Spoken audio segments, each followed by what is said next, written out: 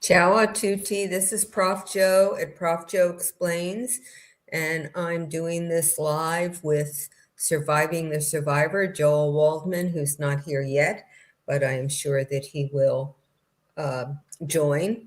And this is day 13 of the Kouri Richins trial, and I'm very hopeful that the state will be able to conclude its part of the case this morning, and then the defense will begin presenting its case. Yesterday, when the judge inquired, Ms. Nestor, one of the defense lawyers, in fact, she's the lead lawyer, said that they wanted 30 minutes after the state rested because they wanted to talk to Kouri again, and then they would be prepared to start their case. She said they'd have one or two witnesses ready to go. The judge said, okay. I frankly was a little surprised because the state had said last week it thought it would be done late Monday or Tuesday, and that suggested to me that the defense would have a line of witnesses ready to go on Tuesday afternoon or Wednesday. That, from what Ms. Nestor said, seems maybe not to be true. I do not know how many witnesses the defense will call. One never knows. I see the judge's head, so we're probably ready to go shortly. I do not think, in fact, I would be extraordinarily surprised if Kouri Richins testifies. I think that the defense had said it was going to call a couple of its own experts. We don't know whether the defense will call Kouri's mother or Kouri's brother, Ronnie. The defense on cross-examination of some of the witnesses, particularly Detective O'Driscoll, said, why didn't you ask Ronnie this? Why didn't you get Ronnie's phone? And in part, I don't know that the state had probable cause to get Ronnie's phone, probable cause of a crime anyway. And what the state cannot say is, well, he's Kouri's brother. You call him and ask, because that gets pretty close to suggesting that the defense has a burden to show something at a criminal trial. The defense never has that obligation. At a criminal trial, it's up to the state to prove beyond a reasonable doubt, and the defense can stay completely mute. So some of the things naturally you might be thinking, why doesn't the state, ask this? Why doesn't the state make this argument? It really can't. It has to stay away from it. So anyway, that's where we are. Hopefully there will be no more legal arguments, that we're all copacetic about what the state has presented. Yesterday, we heard about a little orange notebook that Kouri kept where she detailed what happened the day of Eric's death, and I thought that was pretty interesting. Thank you, Annalie Finch. I really appreciate it. Gifts just really blow my mind, but I really am appreciative. For STS and for me, for both of us, they help us do more with our channels, particularly hypes, I think, but maybe comments and certainly gifts. Push. Well, thank you, Polly Olson. Push the what was I going to say? The algorithm, so that the channel shows, farther up. When somebody is looking, what do I want to look at? They show farther up. So I think that's really helpful. So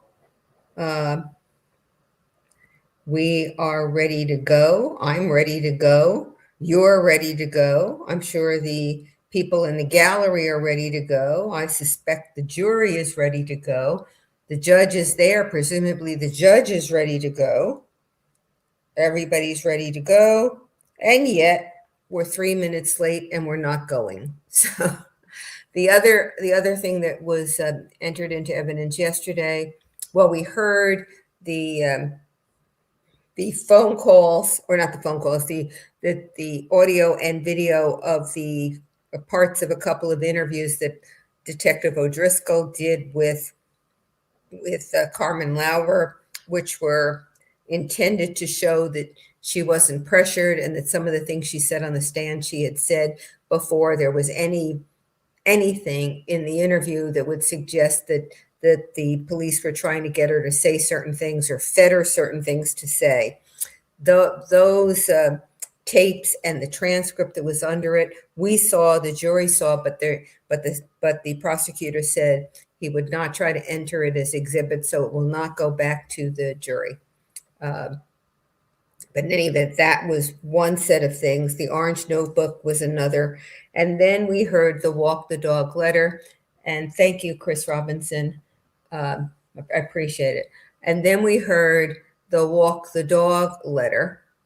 And I'm going to, there's a super sticker from Chris Robinson and one from... We're on the record in 231-500-139, State of Utah versus... Yes. Kouri Richins. Counsel for the state and the defense are present. Ms. Richins is present. May we begin by confirming whether or not there's any legal discussion we need to have regarding the text message excerpt that the defense offered during cross-examination of Detective O'Driscoll at the end of the day yesterday. Yes. Yes, Your Honor, I think we do. May I stay seated so I can read my... Of course. Okay. Just 1 second. Let me pull it up. If we can all look at it at the same time, I'd appreciate it, Katie. Are you pulling up the Celebrate one or the... Okay. So it's up on the screen right now. So it starts with Bates number state, STATE, 0335281, and this was produced to us before the state went through and updated the time.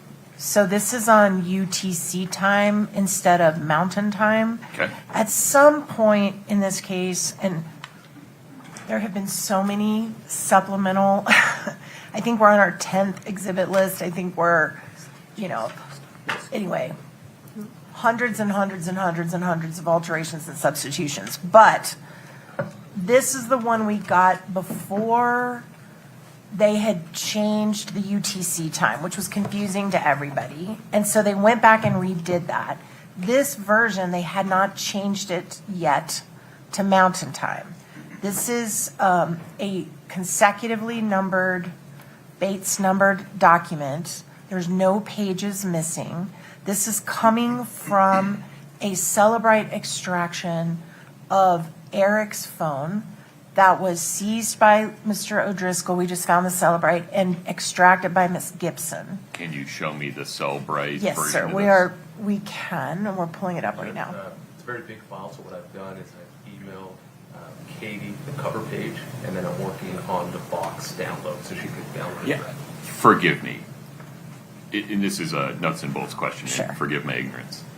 I'm looking at one page that shows 3 text messages total. Right. Typically, these are a complete string that has a Celebrite header. Where is that version of this text? So not all of the ones we've introduced in this trial have the Celebrite header. Only some of them, not all of them. I don't know is that true? I thought That's all true. of them had the Celebrite header. No, that is not true. Hold on, let's pause there for a second, because I think that's how we've been laying foundation for the admission of them so far. Foundation. Right. Mr. Bloodworth, is my memory correct? Unless they came from, we've had CDR-related metadata regarding text messages. We've had some non-bubble related or non-bubble depicted cell messages that have come out of other extractions. But in terms of blue and green bubbles, I thought all of them had a Celebrite header. Yeah, I believe that's right, Your Honor. If we prepared an exhibit that comes from a Celebrite extraction, it has the Celebrite header. Right. There's others where we just, we've got texts from other means. Somebody sent us forwarded as text, right? Right. But if Screenshots, for example. correct. Yeah. If it comes from a Celebrite extraction, as best I recall, it has the Celebrite header. Okay.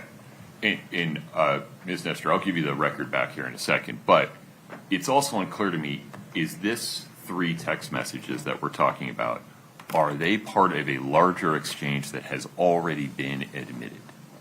So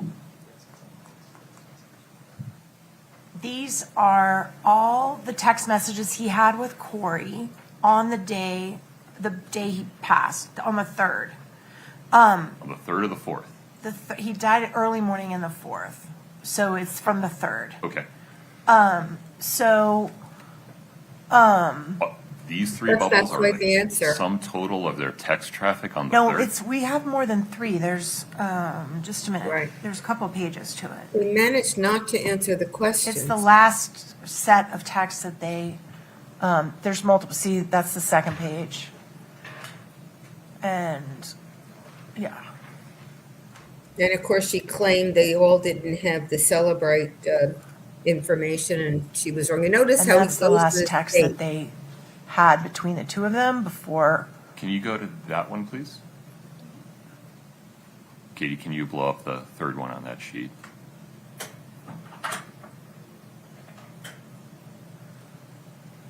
So, as I understand it, among other objections that the state may have, the first one is foundation, correct, Mr. Bloodworth? Yes, so that's the threshold objection. Right. And as I understood it yesterday, the foundation objection was, this is not what it purports to be because the daytime information is inaccurate, Well, correct?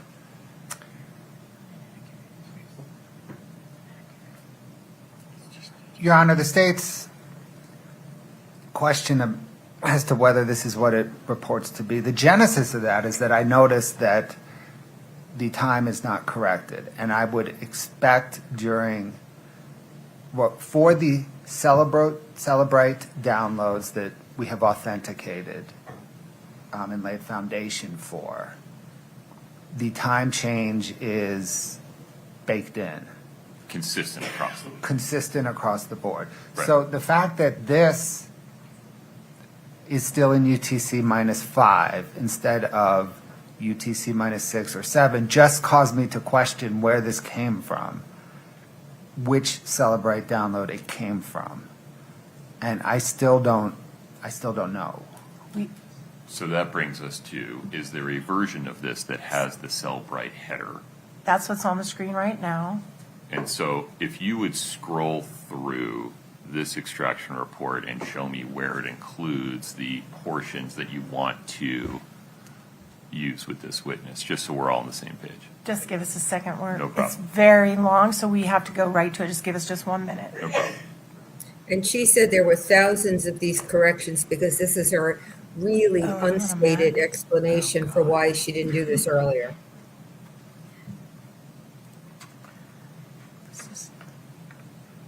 Our millennial has a Mac, so it may take a second. Well, this discussion doesn't need to be had with me on the record in front of everybody. If you can have it with each other first and then distill down what the dispute is, if any, regarding the foundation. Yeah, I sure. understand there may be other objections that we have to get into.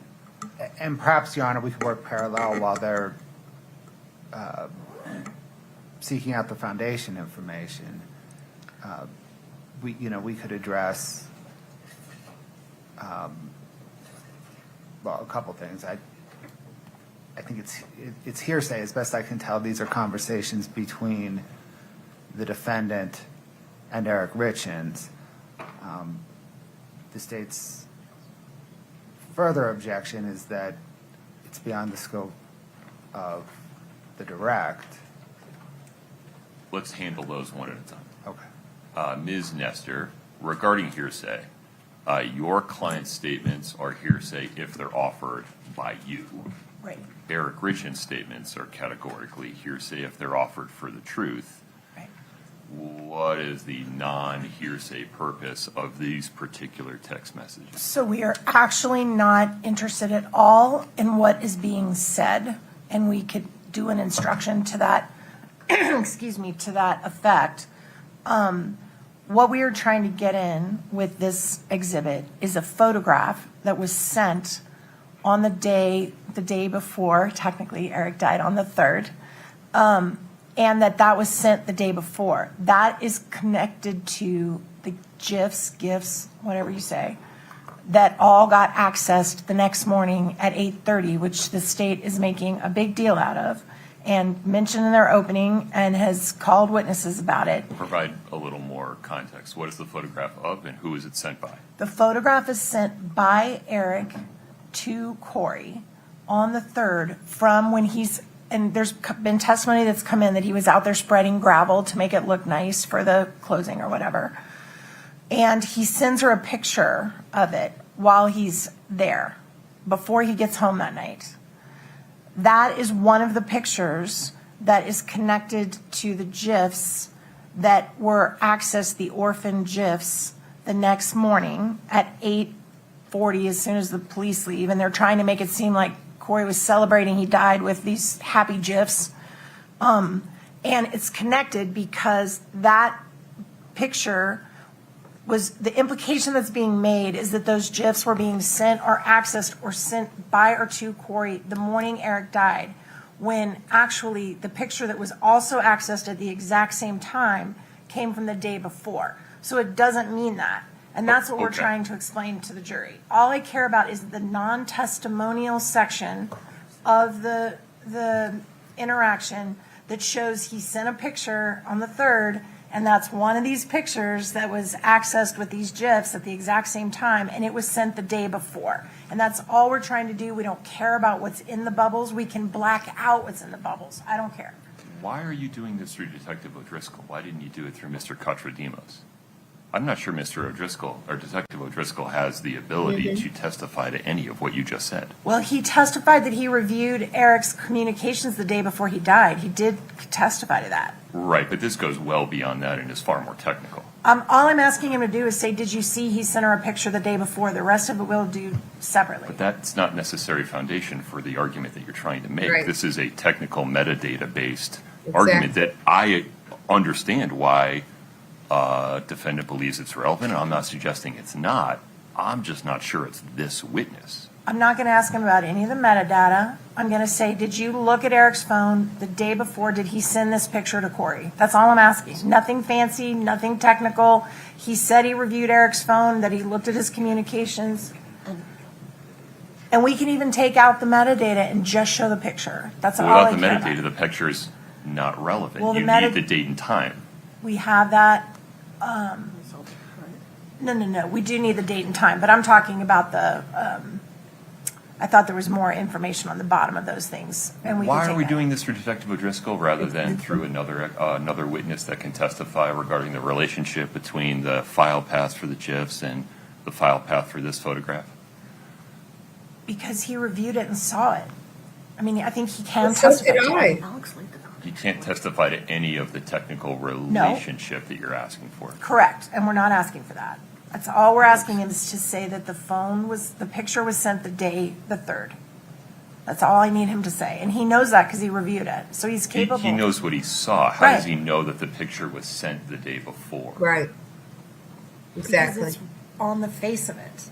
But then it's coming in for the truth, right? And so But that's not testimonial evidence. I agree. So if it's not testimonial and it's on the face of the text message, what difference does it make that Jeff O'Driscoll reviewed it?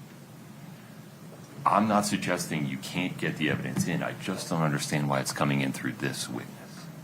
This is the witness we would like to bring it in through. I don't know that this witness has foundation to give you the testimony you're asking for. What's the question you're going to ask? I already asked him. I said, did you review Eric Richins' communications the day that he died? And he said yes. Okay, and then what's the next question you're going to ask? Is this picture, was it involved in what he sent the day he died? That's all I'm asking. You just want a yes or a no? Yeah. I'm Is not that- asking him for I'm any not sure that's technical. even in dispute. Go ahead, Mr. Bloodworth. Let's never come out before on any other witness. Okay, but go ahead, Mr. Bloodworth. I didn't have anything, Your Honor. Okay. Is there any objection to him just saying yes or no to that question? If the yes or no to the question of did he review Eric Richins' text messages from the I think that's already been answered, yes or okay no. yes Then what's the follow-up? Did Eric Richins send a picture as part of those text messages? And so if,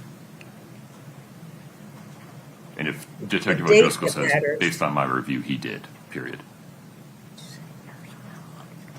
I still don't know if that is sufficient foundation to admit this. Well, I'm not sure it's going to be admitted. I just think they're trying to lay foundation, I guess. Did you want to publish the photograph, Ms. Nestor? I do want to publish the photograph. And tell me why the photograph is relevant? Well, that photograph is already in as part of Exhibit 340, which It's not in, but we've stipulated. we've stipulated is coming in next. But I just want to show it's the same picture. That's it. And forgive me, you're referring to an exhibit that hasn't yet come in We've stipulated to it. It's about to come in. through, O'Driscoll. and what is 340? It's the list of all the pictures that were accessed that morning at 8:35 a.m. What, Why don't we just do it in the reverse order then? I can do that. I mean, we can see, Your Honor, I'm still, He doesn't know the date is correct or the time is I correct. still think there's a hearsay problem. Based on counsel's explanation now, I also think there's a relevancy objection. The photo that we've been discussing, The gravel photo? the gravel photo, was not accessed at 8:39, it was accessed at 10:42. Well, this is a foundation question, but the premise of the question Ms. Nestor is seeking to ask is, was this photo among the communications or sent by Eric Richins to Kouri Richins on March 3rd, right? Yes, sir. Full stop. I don't think that's fairly in dispute, right? And I don't think that's a hearsay issue. I think publication's the hearsay. The fact that any photo was sent is fine. I think if we get into the specific photo that was sent, there's a hearsay problem. Are you taking the position that the photo is a statement? Yes. I'm not sure that follows without additional context. Just sending the photo it's evidence, it's a fact. I'm not sure it's a statement. The statement is, I just dropped gravel at the Midway Mansion. Well, I don't think any of that's coming in. It's just the photograph. But that's what the photograph says. I don't understand. Is there text on the photograph? No, Your Honor, but the defense has, the defense has, as part of their case, said that Eric Richins was into the Midway Mansion as evidenced by him dropping I want to come back to what I understand is being proposed by Ms. Nestor through this witness. Detective O'Driscoll, did you review Eric Richins' text messages with Kouri Richins the day before he died, yes or no? I understand the answer to be yes. Did he send Kouri Richins a photograph as part of those text messages on March 3rd, yes or no? Yes. Is this the photograph that he sent? Full stop.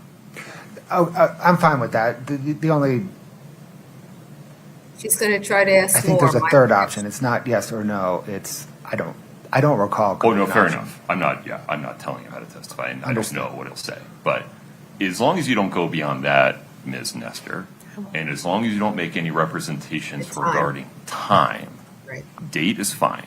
Great. Then we don't have a foundation problem. We don't have a statement that would be subject to the hearsay rule. I think the low bar regarding relevance is met in as much as the defense seems to be laying foundation or argument to come later regarding when images and file paths on Ms. Richins' phone were accessed. Any other nuances here, Ms. Nestor? I don't think so. Do you understand, do we have a common understanding of the limits of what you can ask Detective Absolutely. O'Driscoll without drawing another objection? Absolutely. Do you have an image of just the photograph? No. I do, but I think if it's out of context, he won't, it's too hard for him to, I mean, I think it needs You to can't be. show the text messages without provoking the hearsay problem. No, not to the jury, just to refresh. Oh, Because I think it's got to be, he's not going to know, it's just going to be a weird picture. Understood. Should we just go Are ahead you and? going to publish the photo to the jury, though? No. Oh, okay. So, we could just go ahead and admit 340 now, because then the next question is going to be, is this the same photo that is in this picture right here? And then we're done. Is this the same photo? This is not a question for me, it's a question for Mr. Bloodworth. No objection to admitting 340. Okay. I don't know that, now there's the follow-on. Is this the same photo? That is akin to publishing the photo that brings up the hearsay problem. You've made a record regarding the state's position that the photograph by itself is a statement subject to the hearsay rule. I'm not persuaded. Okay. And so, however, I don't know that just admitting 340 without providing the jury any testimony to provide foundation for context is going to be helpful. I'll do so it. is I'll somebody do it. going to tell them what 340 is? I'll do it through him. I'll just do it through him. Okay. That's fine. We do have one other, if we're resolved with this. I think we're all clear. I know what I can ask and what I can't. I think we're fine. Okay. There's another issue. May I bring it up? Please. All right. I really need Officer O'Driscoll to leave the courtroom when we talk about this, because it's Oh. about specific questions. No problem. Detective, if you'd take a step into the lobby, please don't talk to anybody while you're out there, sir. Thank you.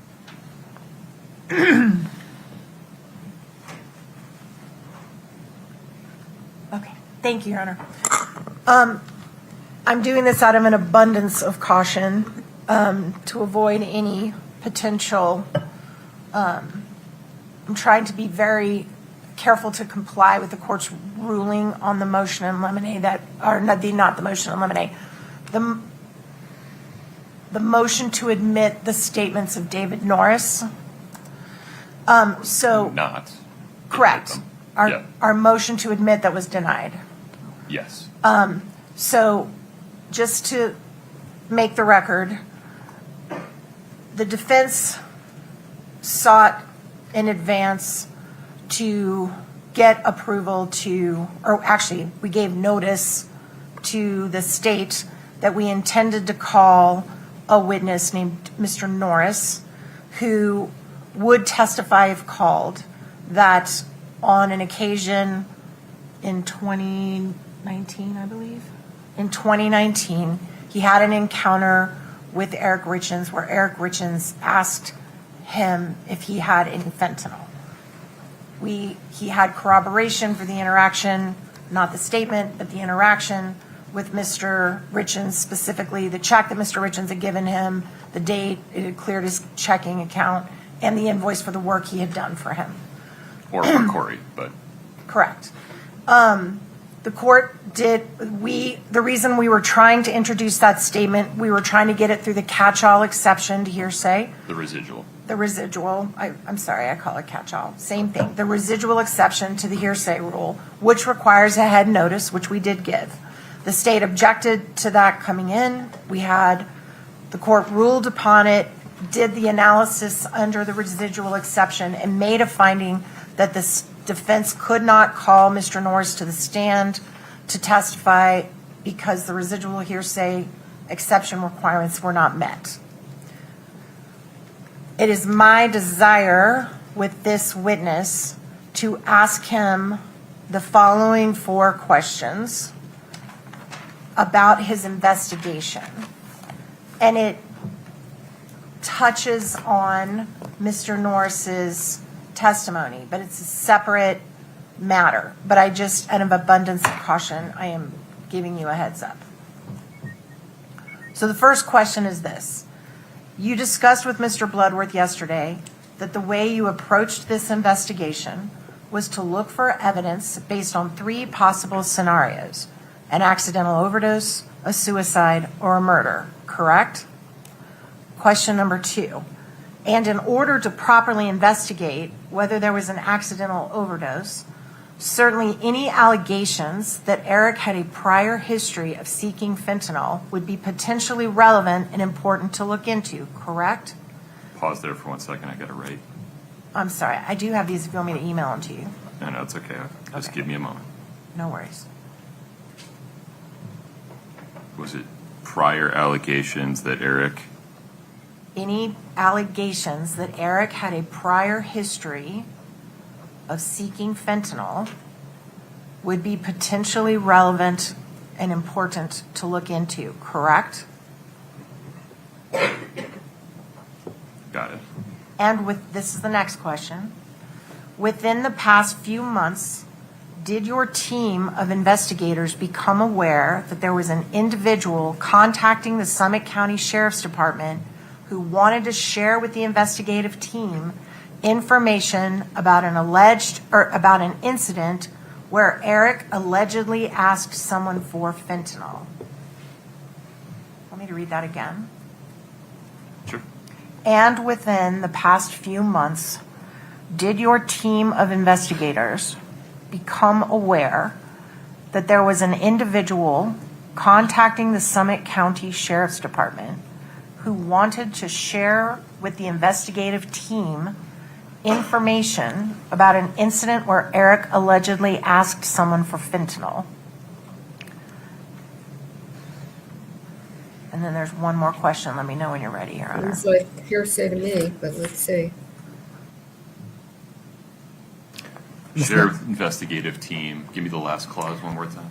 Who wanted to share with the investigative team information about an incident where Eric allegedly asked someone for fentanyl. Okay. And the final question is, did you or anyone else connected to the investigative team ever sit down with this individual and talk to them? Did you make any efforts to see if this individual was credible or had corroborating evidence to back up their claims? And that's it. Mr. Blood. No objection to the first question. Objections to the next three.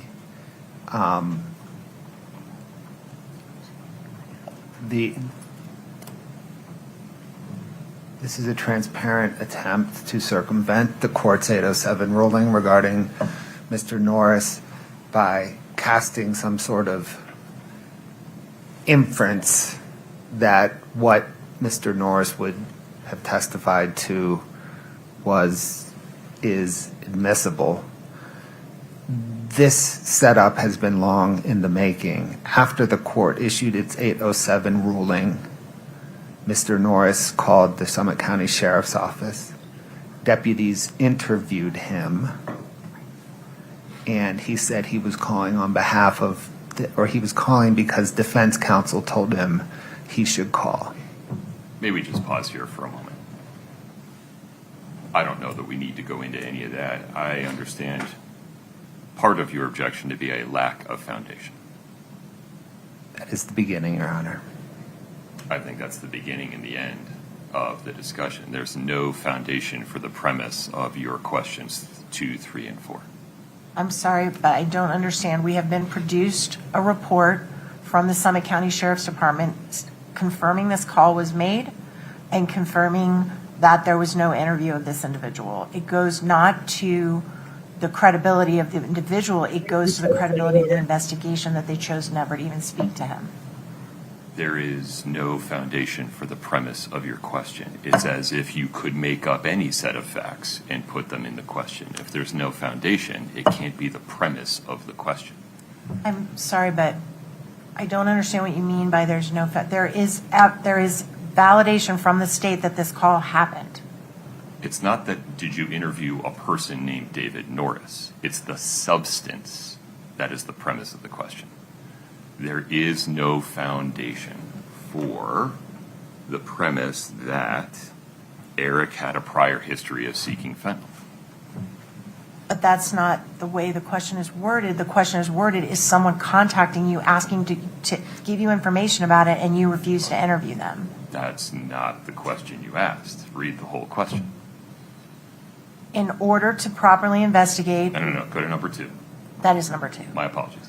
And in order to properly investigate whether there was an accidental overdose, certainly any allegations, not facts, not nothing, just an allegation, that Eric had a prior history of seeking fentanyl would be potentially relevant and important to look into, correct? Let me ask it this way. What would your response be if Mr. Bloodworth got up and said, certainly, detective, you investigated whether Hayden Jeffs had done all the stuff that I've excluded in my ruling regarding Hayden Jeffs? Would you be like, no problem, you can say that? This is another That's a fair witness that the question. state wanted to use. It would be reversible error for me to allow that question. There were 2 residual exception rulings in this case. Let's be fair about it. Right, that's absolutely correct. So is there a way, if we scrub out the reference to fentanyl and we don't get into the specifics of exactly what was said, because I understand their concern about that and the court's concern, which is why we raised this in advance, which is why I'm trying to do the right thing here. I appreciate it. If we just said that an individual contacted them with information about an interaction with Eric involving drugs, illicit street drugs, and they chose not to investigate it at all, it does go to they've set forth this hypothesis that, well, we eliminated all other possibilities. And that's just not true. They didn't eliminate all other possibilities because they chose not to interview at least one person that clearly would have supported the first hypothesis, that he ingested it intentionally. So that's all I'm trying to get in. I am trying to get that in. You may be trying to get a little bit more in. Well, as much as I can possibly get in. Fair enough. But I do think it's fair game to say, look, you've got someone coming to your office saying he tried to buy drugs from me and I want to be interviewed, and they are like, no, thank you. I think I'm entitled to get that in, and I'm willing to do it in the most ethical, careful, reliable, non-inferential way possible, but I do believe that's fair game. And I'm open to suggestions. Whatever I need to do. Judge shouldn't have to tell These you 4 how to questions do are it. not it. Mr. Bloodworth. You look like you're about to say something. I'm sorry. No, Your Honor, as I understand, the status quo is the court's, I guess this court has sustained the state's objection to those questions. I have. I think what Ms. Nestor is trying to ward off is another set of objectionable questions that are maybe more general, less specific, some version of probing the bounds of the state's investigation of the charges. Yep.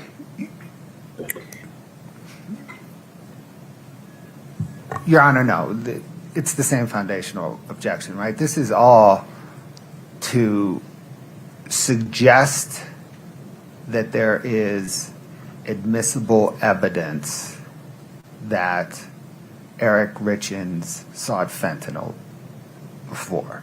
And at bottom, there is no admissible evidence that he sought fentanyl before.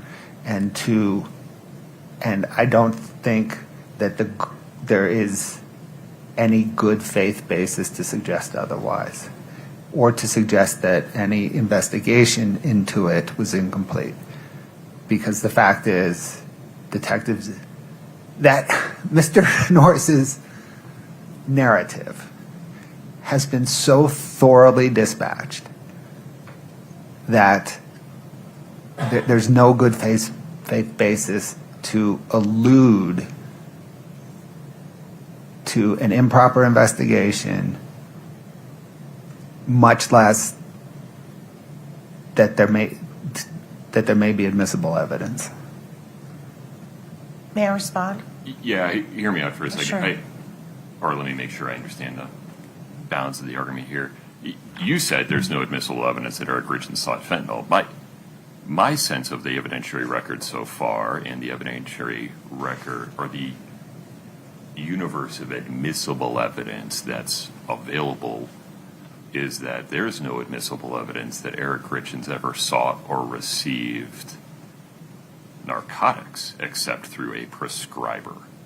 Correct? Correct. the only admissible evidence that's already I admitted think it's his knee surgery, is right? a 2016 hydrocodone prescription following knee surgery. Right, okay. Very good. Now, by the same token, I believe all the admissible evidence of Ms. Richins seeking or receiving narcotics of any kind is already in, correct? In all is putting it strongly, but Yeah. yeah, that is, to the extent there was any admissible evidence of Ms. Richins seeking fentanyl, it's either in or it's not admissible. Let me say it that way. Or it would come in a rebuttal case. Understood. Okay. Which was the basis, among other things, of, not the basis, but is related to the court's exclusion of the offered statements of Hayden Jeffs to his sister. Right. Right. So I I know what do Hayden Jeff said. wish to correct Mr. Bloodworth's statement that we have fully dispatched Mr. Norris's proposed testimony.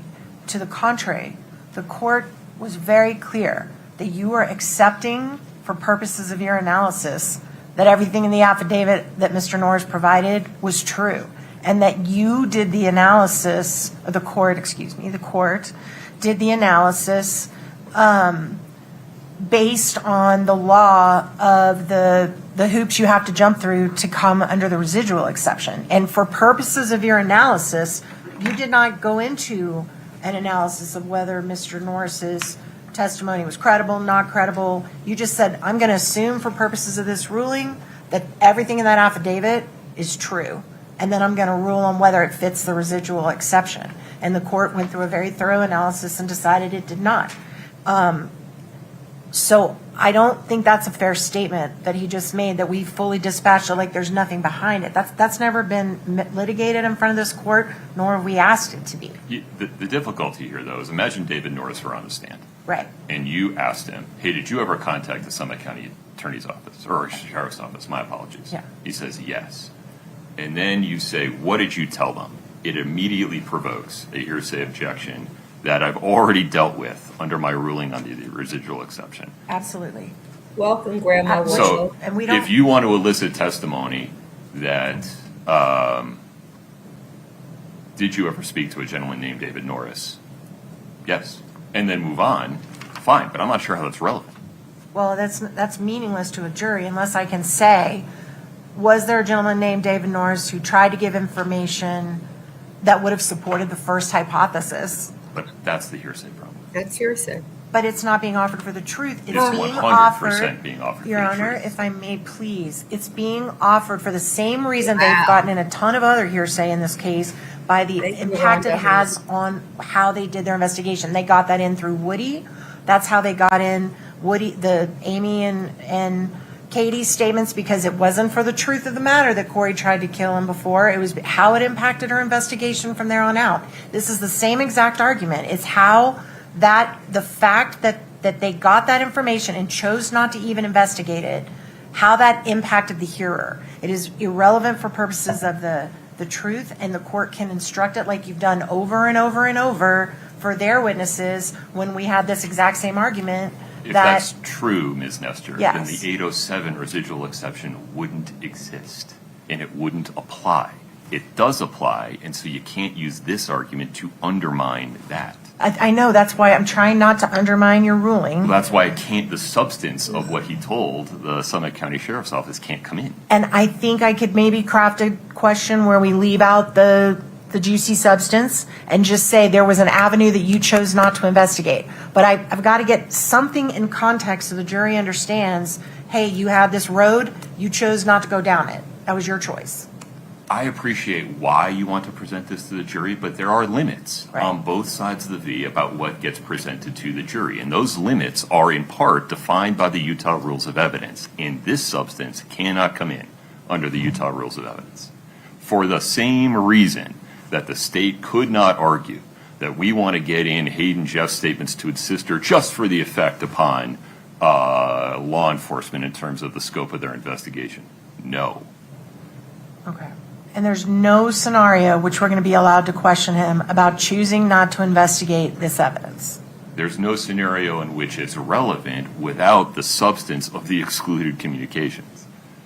If a crank from New Jersey, I don't know why I'm picking on New Jersey, but Yeah, right. I grew up near New Jersey, called the Summit County Sheriff's Office and said, I was in Utah on that day and I saw it happen, and the Summit County Sheriff's Office chose not to investigate it, would we be having this conversation? That's not this circumstance, though. It is the same, though, because that evidence has nothing to do. Here, it's even worse because it's inadmissible. It's inadmissible from Mr. Norris's mouth, but I don't think it's inadmissible, period, in terms of if it was part of an investigation that was ignored or not followed. The substance Now we is should cut this inadmissible. off. The fact that they spoke to David Norris as a fact is admissible if it's relevant, but without the substance, it's not relevant. He's not going to get her to understand, Wait, or at just a least moment. not object. I hope it looks like the state may be giving her compromise who she's talking to. I don't know why the state would do this unless it's worried about an appeal. And I'm not sure she's talking to the state, but I don't know who else would be to her right. Anyway, enough is enough. I hope you understand this. She's trying to get it in and it's hearsay. And she's trying every which way to get it in and have the judge say it's not hearsay, but it's hearsay.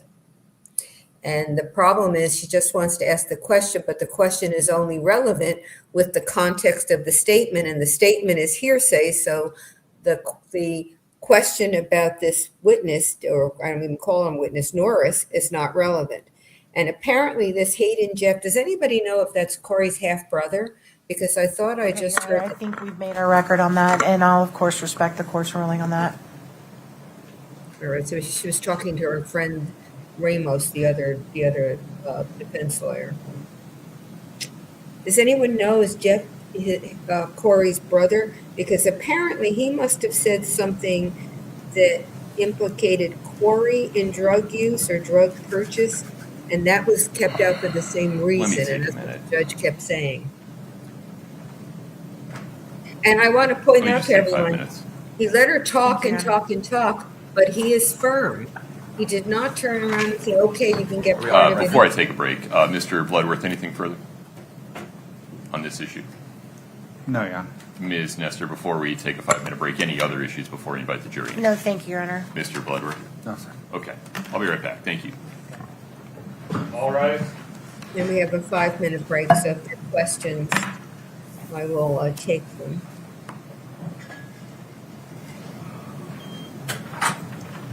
Yeah, Comp Kitty said a less smart judge might buy her arguments. This judge is onto her. I don't know if he's onto her. He just knows the evidence rules exceptionally well. And I don't think all judges do. That's what makes me worried about her in the Charlie Kirk, the trial of the person accused with murdering Charlie Kirk. Yala says he's second guessing himself now. I don't think he is. I think he made the ruling. And some of the evidence rules can be pretty intricate when you get into the nuances, and you have to really be able to follow, the thread. And I think he's exceptional at it. And I don't mean in the Charlie Kirk trial that I'm worried about guilt or not guilt, because that's up to the jury there.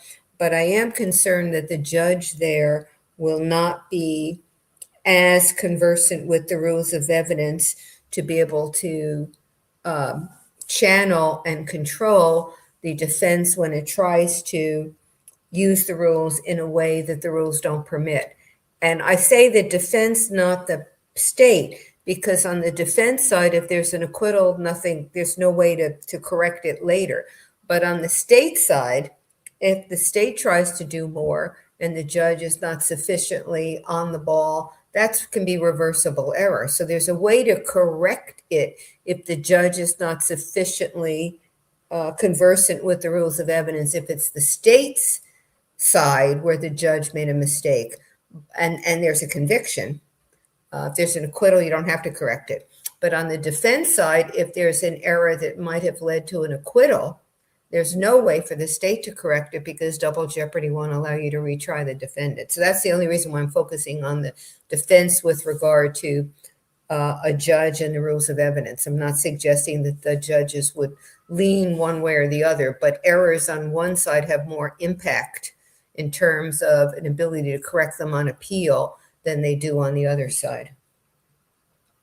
So let me look at my Prof. Joe, the chat here. I don't see any more questions here. So let me make sure I don't see any questions. Did the judge, this is hook stitches.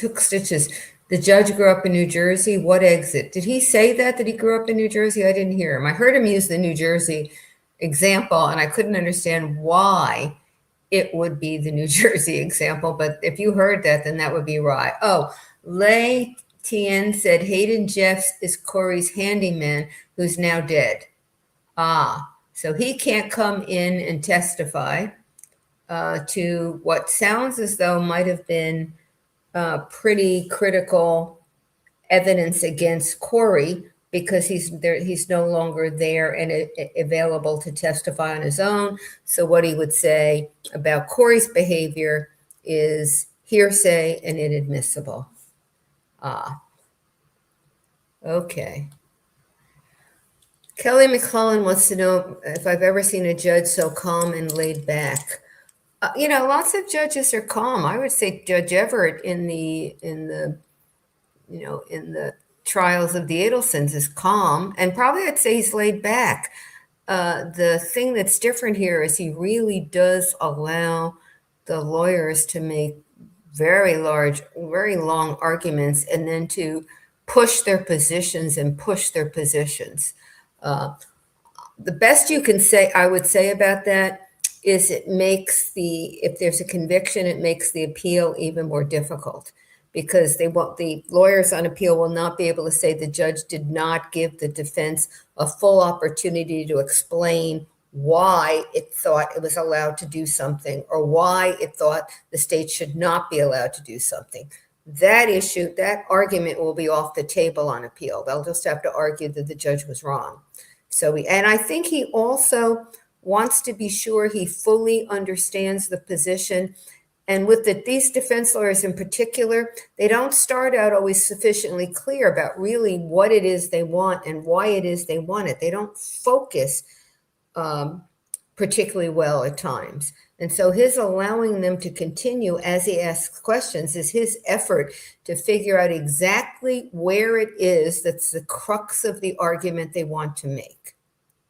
And I think, that's probably a reasonable thing to do. You've got to remember that whatever the jurors are doing, the defendant has the right to a fair trial. And if they're not articulating the objection as well as they should, I think a fair judge should try to push them so he can understand particularly what it is they're arguing about, rather than rule when they have been not sufficiently clear.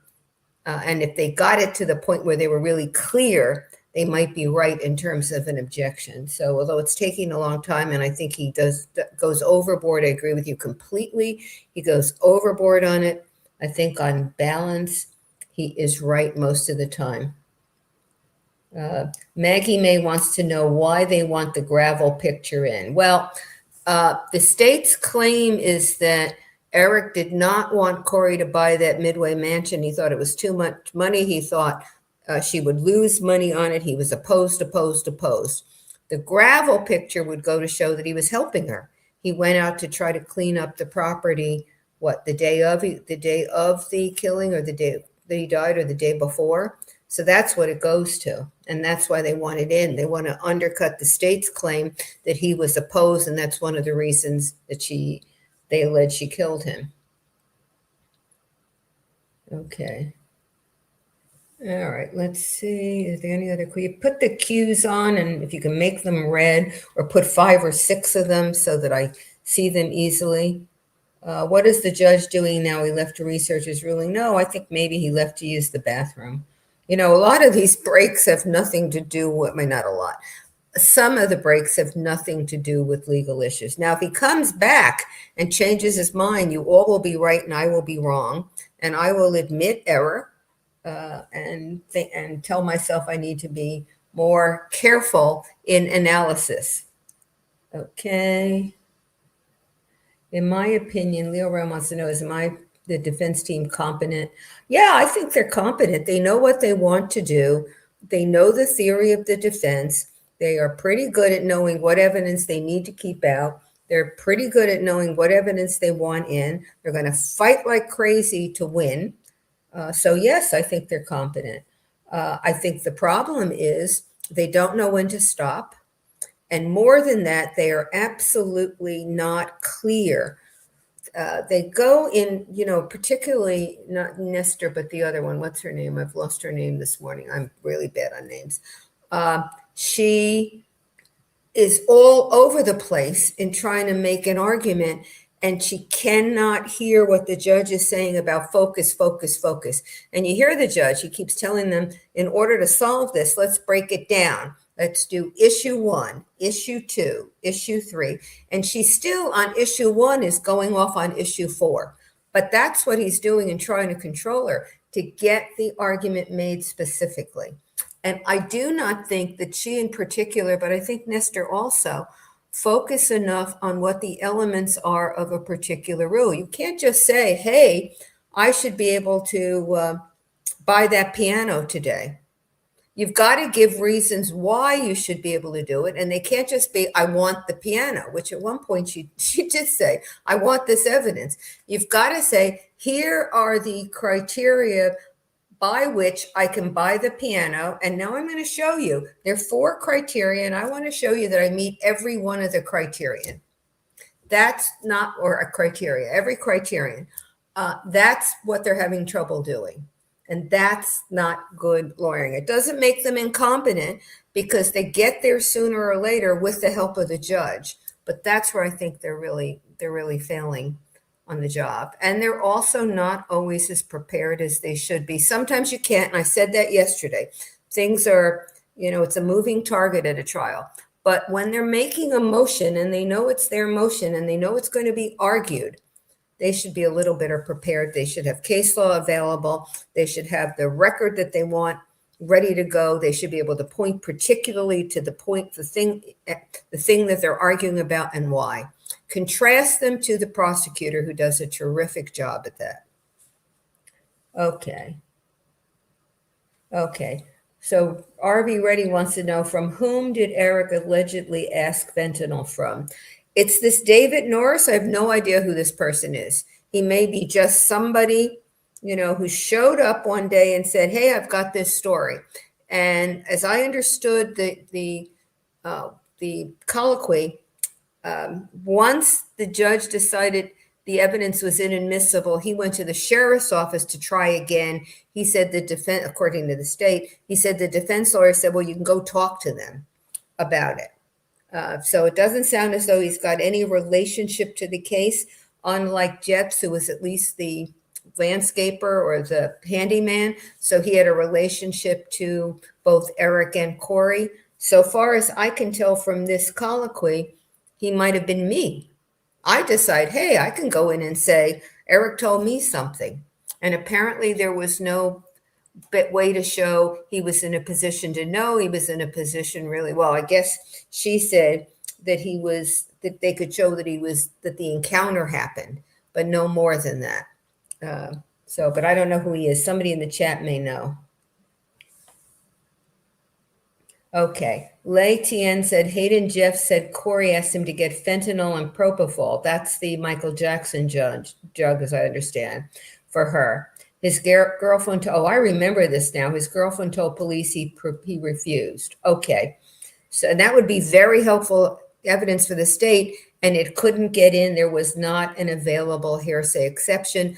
The residual hearsay rule says, here's a list of here are the exceptions to the hearsay rule that we've thought about, that we've articulated, that you can argue you fall under. And then the residual rule says, well, you know, there may be something else that is really reliable and you should be able to get in as an exception. And we, as the drafters of these rules, have not thought about it. So you're entitled to make the case that you fall under the residual rule, but then there are factors under the residual rule that you have to meet to be eligible to have an exception under that rule. And what the judge said, they didn't meet the factors that you needed to show to fall under the residual hearsay rule. But Hayden Jeff's testimony would have been very helpful. Now, the girlfriend who said Hayden Jeffs told her, that's going to be hearsay. And so she can't say Hayden told me this. There is an exception to the hearsay rule. It's called dying declaration, but it has to be something where you know you're dying. The theory is if you know you're dying, you want to get all these bad things off your chest.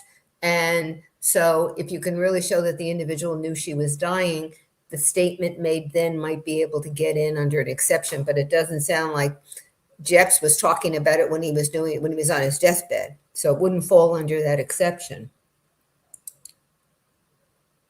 Okay, no Summit. There is a Summit, New Jersey. Yes, there is a very nice town. Summit. I'm reading Mel von Monkers. There's no Summit County. That's true. There's no Summit County.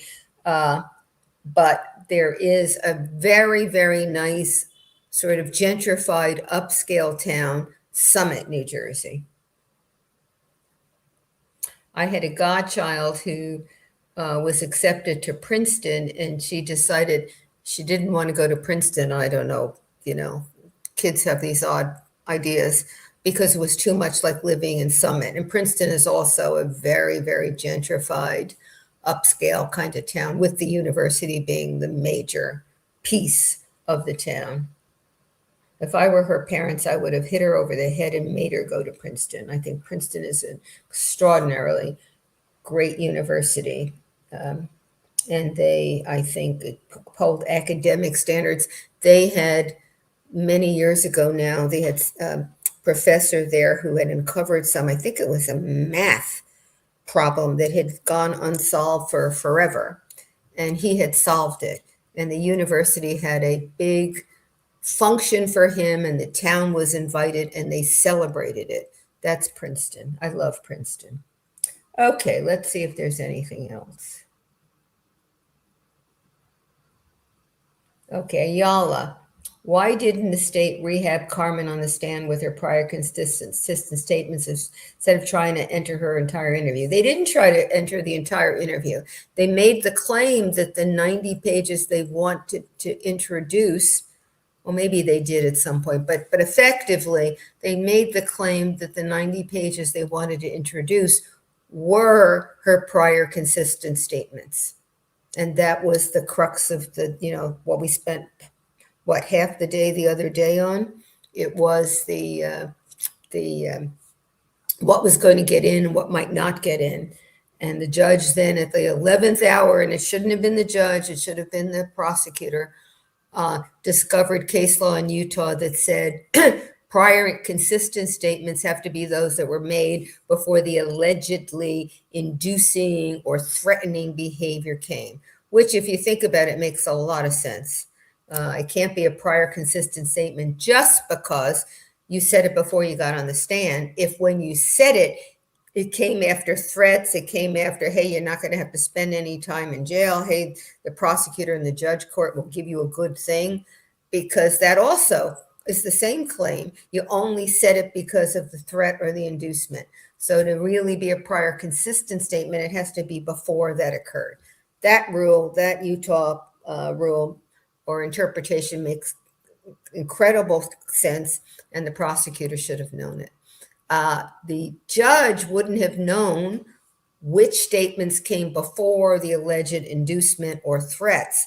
So he wasn't in a position to be able to evaluate that. And so and he shouldn't have had to do the research anyway. But when he did it, recall that then he said to the defense and the state, so now when you provide me these written memos, tell me, identify where you think the inducing or threatening statements were, defense, and which statements came before that. Okay. Why did Blue River, why did the court end super early yesterday? I have no idea.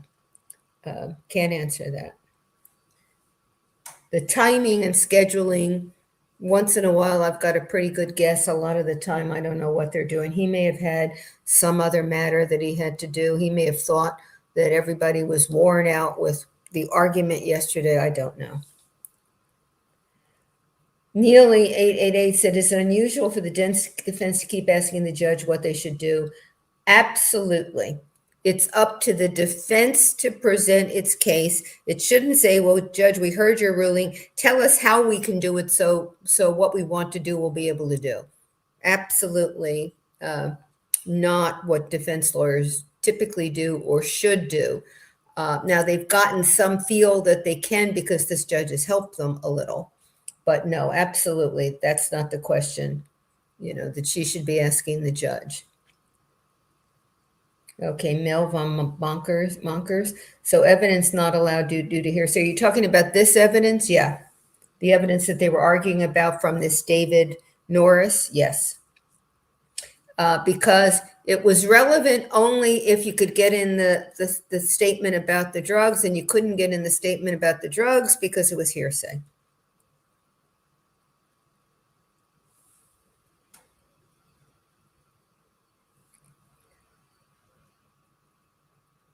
Okay. Okay. Susan 1010 said the judge did say he was leaving to review something. Okay, I was answering a question and didn't hear him. Okay. Maggie May, Nestor seems to be trying to connect the gravel picture to the 3 gifts. Is it GIFs or GIFs? She says GIFs, and I've always said GIFs. Okay. Was she saying the gifts were sent at the same time as the gravel picture? I think she said they were connected. I'm not sure she said at the same time. It may have been the same day. She may have suggested that the picture gave context to the gifts. I don't know. Somebody in the chat may have a better idea.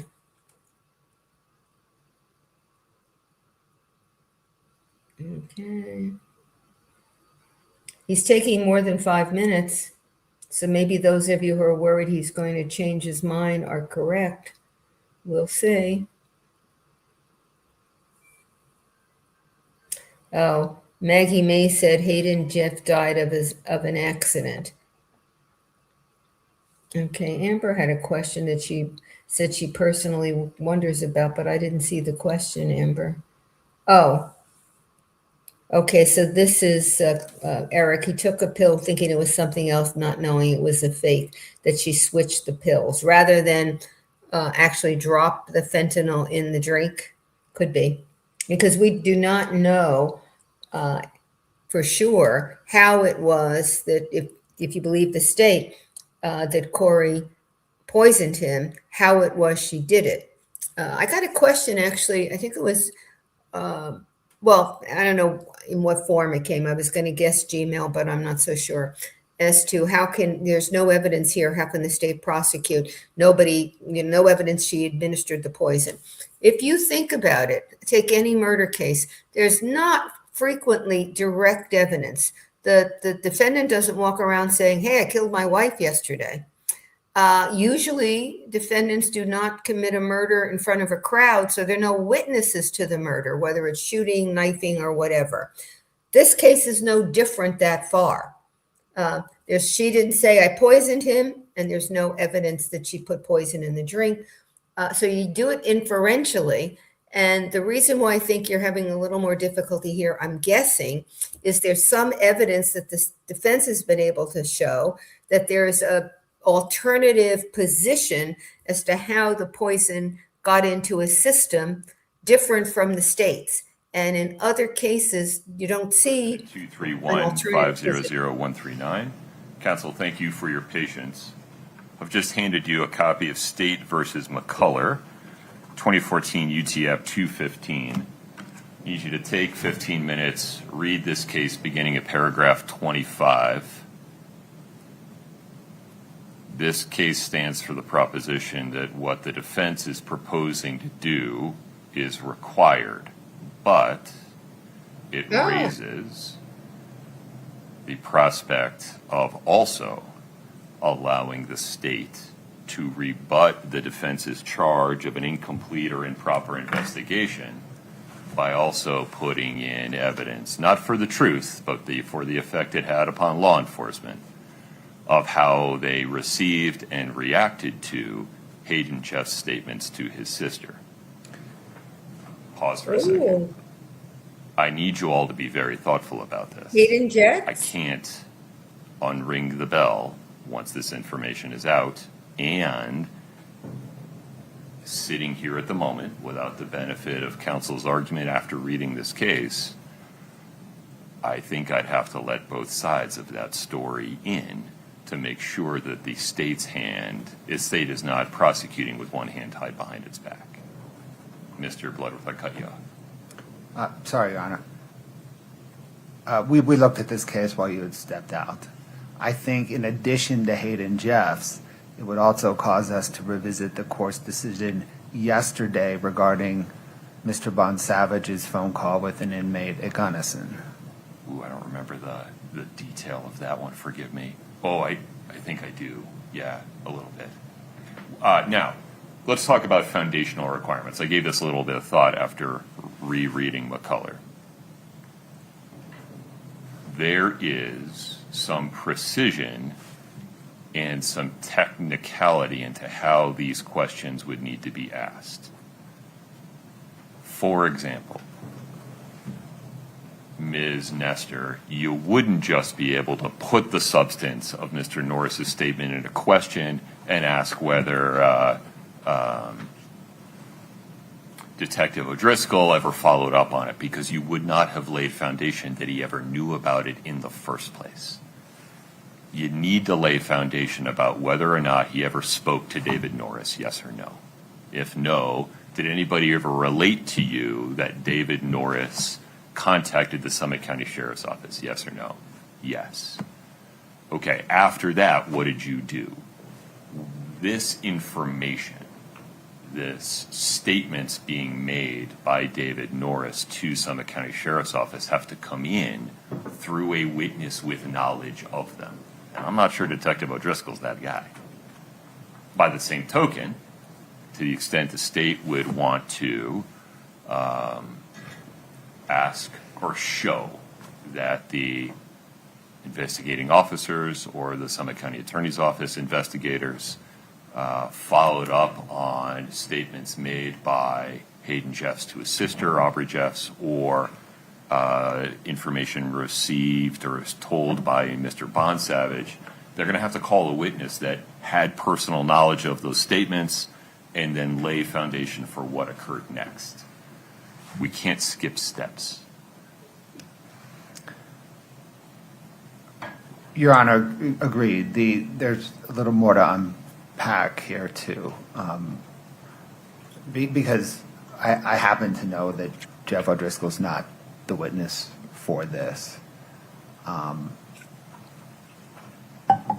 What's the this? We would need time to prepare the witness for this. We also have the problem that We meaning the state. The state. May I ask you just a procedural question before you keep going? Yes, sir. Imagine that at some point, imagine it's not Jeff O'Driscoll, as Right. you suggest. Right. And imagine in the defense's case, they find or call the witness who received the phone call or talked to David Norris. Or they call David Norris. Sure. And they ask, did you Sure. call Summit County Sheriff's Office? Yes. What did you tell them? Did they ever follow up with you? Yes. I imagine the state's response to this and the state's offering evidence regarding how it responded to information regarding the Hayden Jeff statements and the Nick Bonsavage statements, that would come in the state's rebuttal case. Is that correct? Not necessarily, Your Honor. I mean, we haven't rested. I think we Fair. would like to get out in front of this Okay. before a rebuttal case. And while the state has investigated David Norris's statements and to show how they're not credible, the state pulled up on investigating how Norris came about. And the state would want to continue that investigation. I think I know what you're talking about, but in terms of how it came to be that David Norris contacted law enforcement when he did, Correct. I don't know that I have any authority or interest in ruling. I don't think you. Yeah. I don't think so. My only point in mentioning that is it would just take a little bit of time, and it would be necessary. The other point, I think, well, the other objection the state has is under 403. I think in proceeding in this manner is both prejudicial and confusing the jury. If I let in everything, though, so Norris, Jeffs, Bond-Savage, does that ameliorate any unfair prejudice or 403 concerns? And when I say let it in, I mean as premise for questions regarding the scope of law enforcement's investigation, not for the jury. I appreciate that, Your Honor. I tend to agree with you if I let in only one side. It's interesting because both that assumes that the weight of unfair prejudice or the weight of confusion is equal on both sides. The state, I don't think it is. I think because of the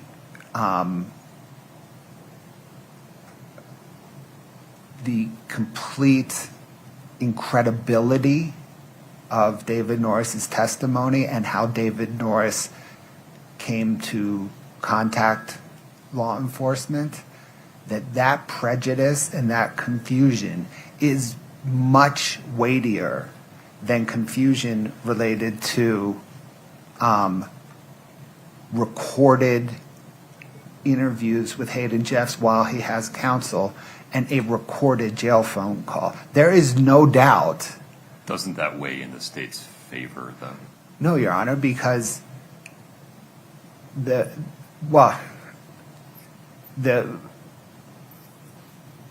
guess the question is whether it's unfair prejudice or confusion. Confusion, it doesn't, David Norris's the purported effect on law enforcement of David Norris's is even way more confusing than the effect, just because the information provided to David Norris is highly in doubt and would be highly litigated, whereas the information Hayden Jeffs provided is recorded. There is zero doubt about what he provided. And the information that Nick Bond-Savage provided is recorded. There is zero doubt. We're not bogging down into some mess of who said what when.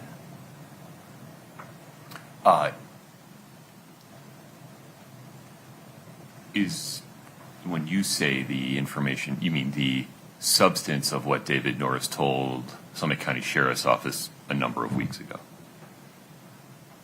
Correct. Okay. Because it's changed. It has changed over time. We have affidavit number 1 from defense, affidavit number 2 from defense, phone call from David Norris, interview of David Norris. What David Norris says is a moving target, and it is a moving target based on when he speaks with defense counsel. Forgive me. What is your understanding of the evidentiary landscape as to how many times David Norris has contacted the Summit County Sheriff's Office? Is it once or more than once? I think he's had 2 contacts. Once he spoke with a patrol deputy to take kind of the initial, well, I guess there's once a call into dispatch, which was non-substantive. Okay. Then there was an initial contact with a patrol deputy, and then there was a contact with a detective. Okay. And then we have the affidavits that he'd submitted, that defense has submitted in the 807 litigation.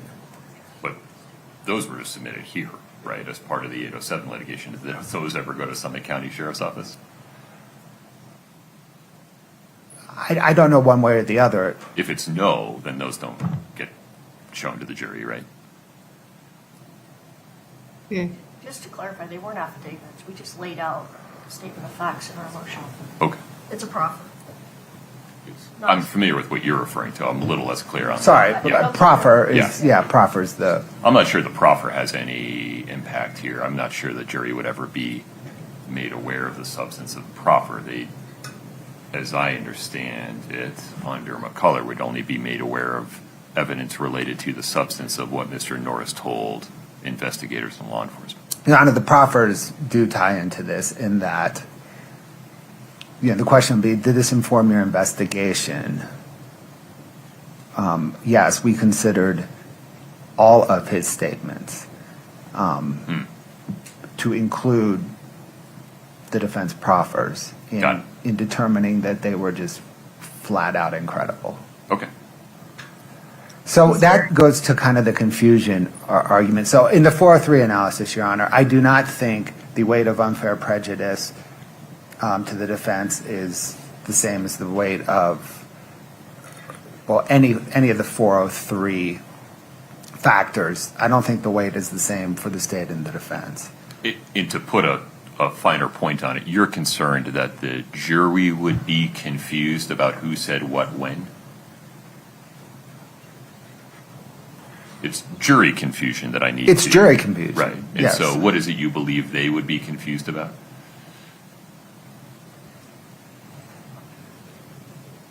I think they would.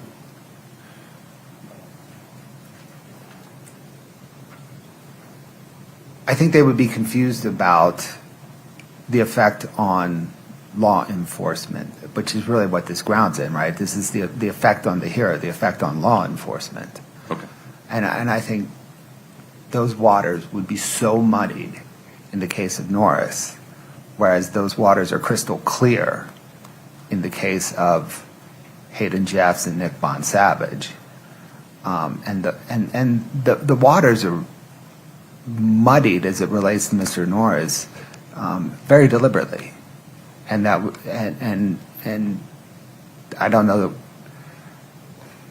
I suspect the purpose is to confuse the jury, right? As you sit here today, Confusing the defense. have you identified the witness that would testify regarding investigators' knowledge of and response to statements made by David Norris? I know, I don't remember the name. I know the patrol officer, I think I know who he talked to. I think I know who the detective talked to. It also involves my office, right? And so... You would be able to call an investigator, not a lawyer, right? Right. Yeah. So probably 3 witnesses. Okay. We're going to be here until Christmas. And then who are the witnesses you would call to testify regarding the state's knowledge of and response to Hayden Jeff's statements to his sister? Or, I mean, I appreciate that Hayden Jeff spoke directly to law enforcement in a recorded interview. Right, that's what we would have to get into. What did you understand, why, with what level of detail, which is extraordinary. And there, as I understand it, the state's position would be, well, if we're not admitting it for the truth, Judge, there's no Crawford problem, so the recorded interview comes in. 100%. Okay. And the same thing, by the way, with the Nick Bon Savage jail call, right? That entire jail call comes in lock, stock, and barrel. If we're going to mention it, we're going to mention it all. No, I understand. And then can I just say one final thing on the unfair prejudice? I think the court, in considering the weight of the various prejudices, the prejudice with admitting versus the prejudice of the Hayden Jeffs and Bon Savage, I think the court needs to in the probative value part of that analysis, I think the court needs to consider kind of all of the corroborating evidence and the fact that David Norris's assertion is not at all probative because there is nothing that corroborates it, and it is inconsistent with all the other evidence in the case, whereas the Bond Savage statement and the Hayden Jeff statement is highly corroborated with a ton of admitted already evidence in this case. And just so we're clear, when you're talking about probative value in this context, we're talking about probative value to the defense's theory of incomplete investigation and probative value to the state's response to that theory. Correct, under the 403 Got it. balancing. I understand your position. Okay. Ms. Lewis, Ms. Nestor, Mr. Ramos, this is high-stakes poker. Yes, it is. I was just going to ask you if we could have a little time to meet with our client next door. She's got some decisions to make about that. I want to make sure that you explain to her that if you're successful in persuading the court that the substance of David Norris's statements should come in not for their truth but for their effect upon law enforcement and investigators, for their probative value to the defendant's theory of incomplete or incompetent investigation, that by extension, my view is that I need to allow the state to respond to that theory by, among other things, admitting evidence of their knowledge of in response to statements made by Hayden Jeffs and Mr. Bond Savage, not for their truth, but to show what they were doing and how they were doing it. Can I just get a clarification on the Bond Savage? I want to make sure I'm on the same page. Why don't we just get a proffer of it, Mr. Bloodworth, so we're all hearing the same thing at the same time? Yes, Your Honor. In a March 4th, 2022 jail call between Mr. Bond Savage and an inmate in Gunnison,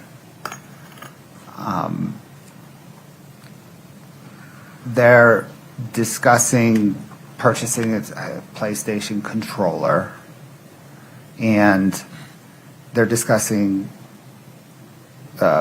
who's going to pay for it, kind of how to get the money for it. And Nick Bond Savage says to the inmate something like, Carmen will cover it. She just made money selling fentanyl. So this is already in, other than we word substituted the word fentanyl We for illicit street street drugs. drugs. Right.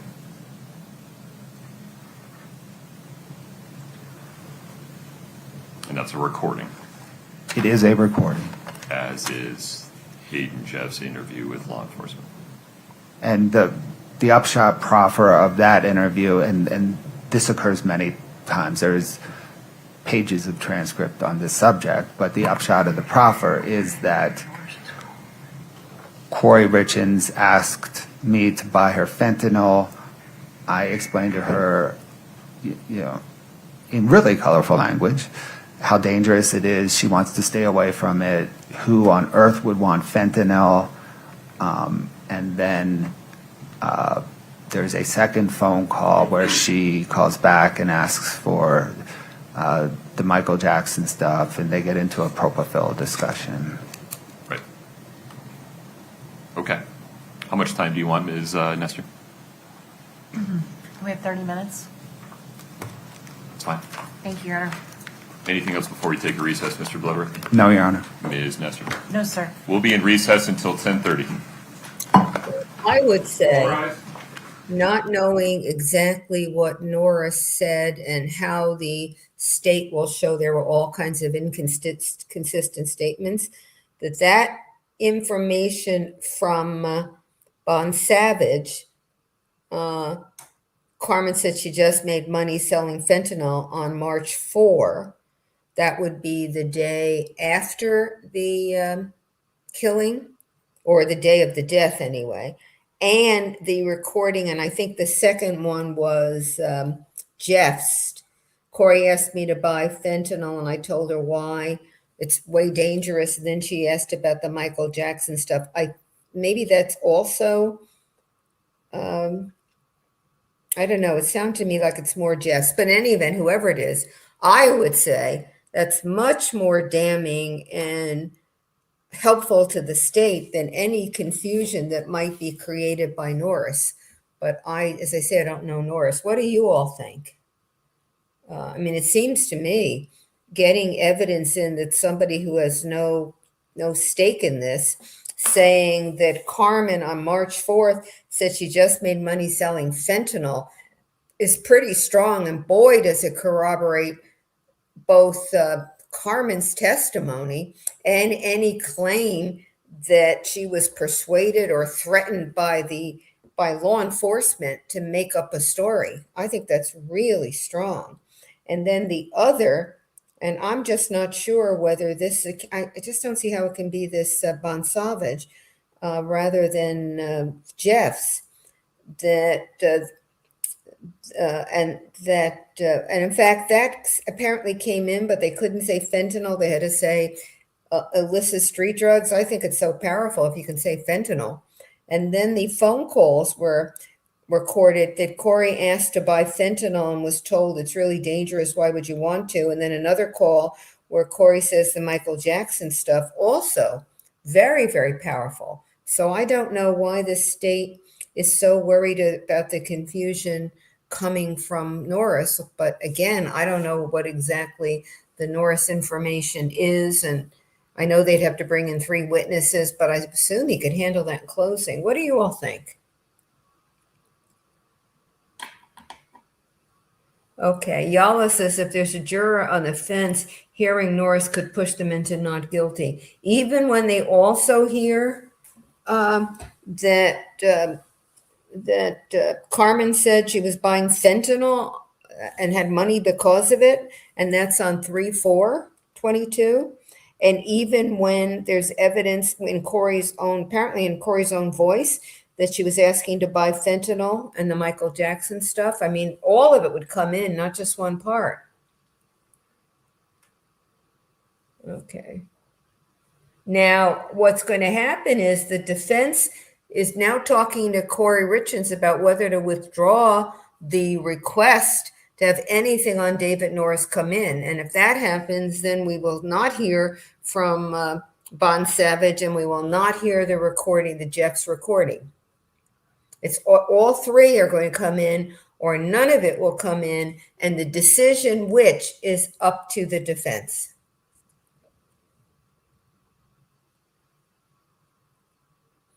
So we should really have a poll. How many of you were the defense lawyers would say, let's go for it, and we'll deal with what the Von Savage recording and the Jeff's recordings say, or whether the defense will come back and say, oh, well, now that we've thought of it a little more, let's forget about it. We don't want the Norris information. It also sounded to me, is there Jessica's question? Let me find it. Let me go back up. On my chat, somebody said, can you answer Jessica's question? I don't see it. Were there question marks with it? In any event, what I was going to say is it also sounded to me as though the state will make the claim that Norris came forward at the behest of the defense, and that the defense submitted all those documents in an effort to confuse the case. It sounded pretty clearly that he was accusing the defense of having their hand in the Norris evidence, and maybe too much there. I don't see a question from Jessica, so I can't answer it. Okay. So there's a question about are all jail calls coming in? These are specific jail calls. These would be the the jail calls between Bond Savage and another inmate. That's all on this subject.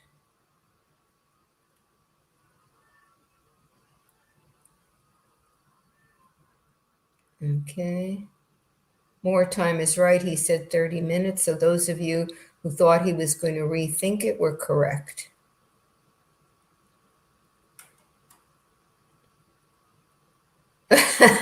Mandy says the defense should go for it because it will lock in Kouri's conviction. You know, of course, you know, Mandy, that that's not what the defense is trying to do. Okay. Okay.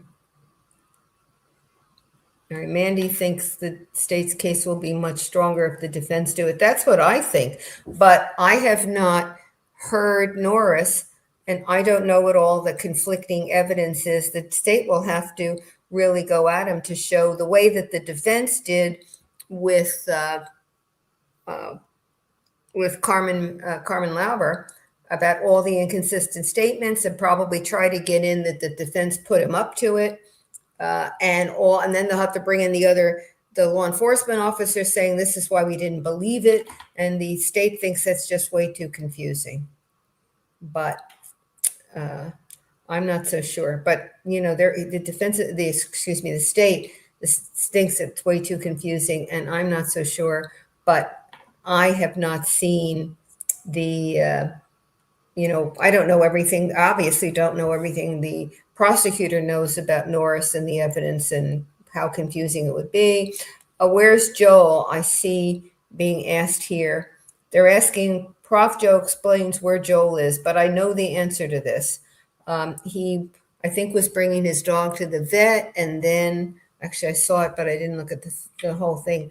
There's a doctor's appointment, I think, so he may be under the weather. Let me see if I can find what I saw.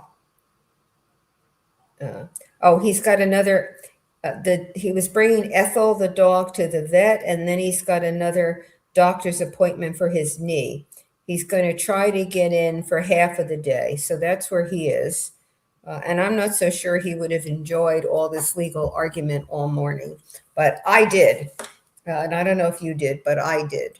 I found it very invigorating. And here's an example, by the way, of something that probably could not have been resolved earlier.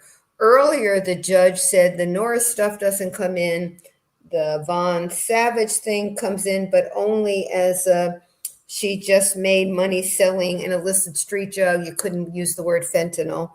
And the Jeff stuff did not come in. Then we get to the point where the defense says, they want to get in the Norris. They tried again on the Norris evidence, and they made a claim that essentially the door was a little opened by what the state did. And that got us into this larger discussion. It is possible that the defense, when they made these arguments to begin with, could have done everything. What the defense said is the judge's ruling on the Norris stuff just said it didn't come in under the residual hearsay exception.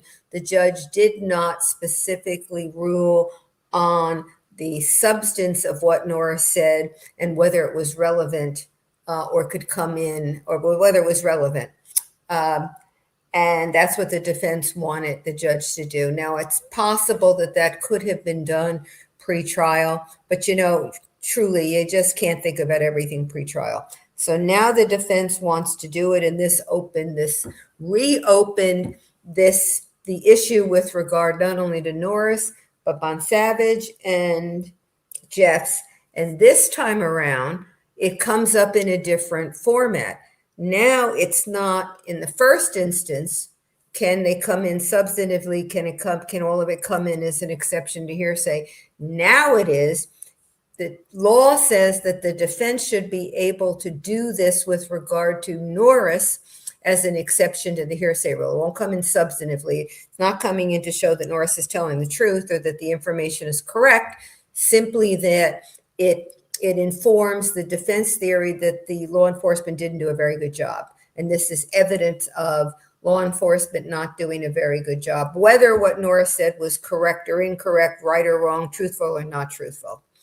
But The judge said he looked at the case, and I got the name of the case, but I didn't get the full citation. Otherwise, I think I would read it right now. But in any event, the judge said that if that comes in, defense, now the Bonsavage stuff will come in. And not only that, the Jeff stuff will come in. And so that opens up an argument again as to how it will come in and why it will come in, how much will come in. And then, of course, the state talks about how many more witnesses they'll have to call to do this. For the state, he didn't talk about it, but it's also prejudicial in the sense that he probably wouldn't have put the case together in this way. He wanted really to end with the walk the dog letter. And if this happens, he's not going to end with the walk the dog letter. We're going to get all this other stuff in. He hasn't had a chance to step back and evaluate the whole case, which is what it would have been at the outset. You know, how I want to do that. What do I want to do? What questions do I want to ask this witness? What questions do I want to ask that witness? It's kind of, you start making a sleeveless dress, and all of a sudden you decide you want to have, and plain, and all of a sudden you decide you want applique and sleeves, and you want a dropped waist, and you've already done most of the dress, and you've got to try to think about how you can reconfigure it or what you can do. It would have been much easier at the outset if you knew you wanted long sleeves and applique and a dropped waist. Or maybe a better example was you started out with buttons and now you want a zipper. And I say all this, I made a dress on a sewing machine when I was in freshman year in high school. That's the only time I've ever done it. So my example, I probably should have found an example in the world that I know better, but that's the example you got, and I hope it's helpful. Christine R. said, "Where's Joel? I bet even he couldn't take it any longer." Well, he may be listening on his phone while he's at the vet or while he's waiting to be seen by the doctor with regard to his knee. I hope that means he found a doctor who's going to read the MRI that he has of his knee. Okay, if Jessica had relisted that question, I will try to answer it because someone else in the chat wanted it answered too, but I'm not seeing the question. See, Clove says, "Can you see Jessica's question?" I do not see a question from Jessica here. Maybe it's on the STS chat and I don't see that chat because I don't see it here. I'd be happy to try to answer it, but I don't see it.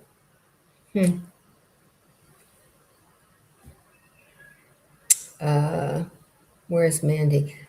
Clove, can you put in the chat that question and then I will try to answer it?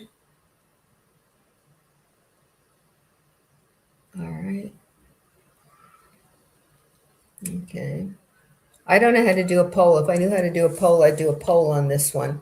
How many think the defense should roll the dice and go with this? Okay. And the judge is going to put on the record very clearly, and he said it already, be careful about this. And that's part of the reason why I believe the defense wants to talk to their client, because this is probably a biggie, and they want to protect themselves also from an effective counsel claim. They want to be sure that they fully inform Kouri and that she is comfortable with the decision, whichever way the decision goes. Here's a question: if defense doesn't put on a case in chief, will the state still get to put on a rebuttal? No, but the defense has said that yesterday anyway, that it had witnesses ready to go and it was going to put on a case. So, okay, here's Jessica. If Kouri is found guilty with the lack of preparation from the defense, will it help Kouri to get a reversal on appeal? I don't think that what the defense has done has showed reversible error with regard to preparation. So no, I don't think anything that I've seen that the defense has done would lead to reversible error. And if it's failure to prepare, it wouldn't come on direct appeal. It would come in on a collateral attack, habeas corpus, this way. after you no longer have any appeals, you then come in again, and that's when you can raise ineffective assistance of counsel. You can't do it on appeal. Okay. Who is Bon Savage? All I know is he's an inmate at the jail, and we heard yesterday, maybe day before, that he's someone who knows Carmen Lauber, and he had a conversation, at least one, with Carmen Lauber about drugs, and now he's having a conversation with some other inmate. Any other than that, I don't know who he is. Okay. I see someone else who said it would be a big mistake for the defense to do this. Harriet Smith said, be careful what you wish for. Oh, Maggie May says she thinks the prosecution may have proof that the information Norris was pushing came from Kouri's mother or brother. Nellie says her head is spinning. Go have a cup of coffee. Coffee always helps.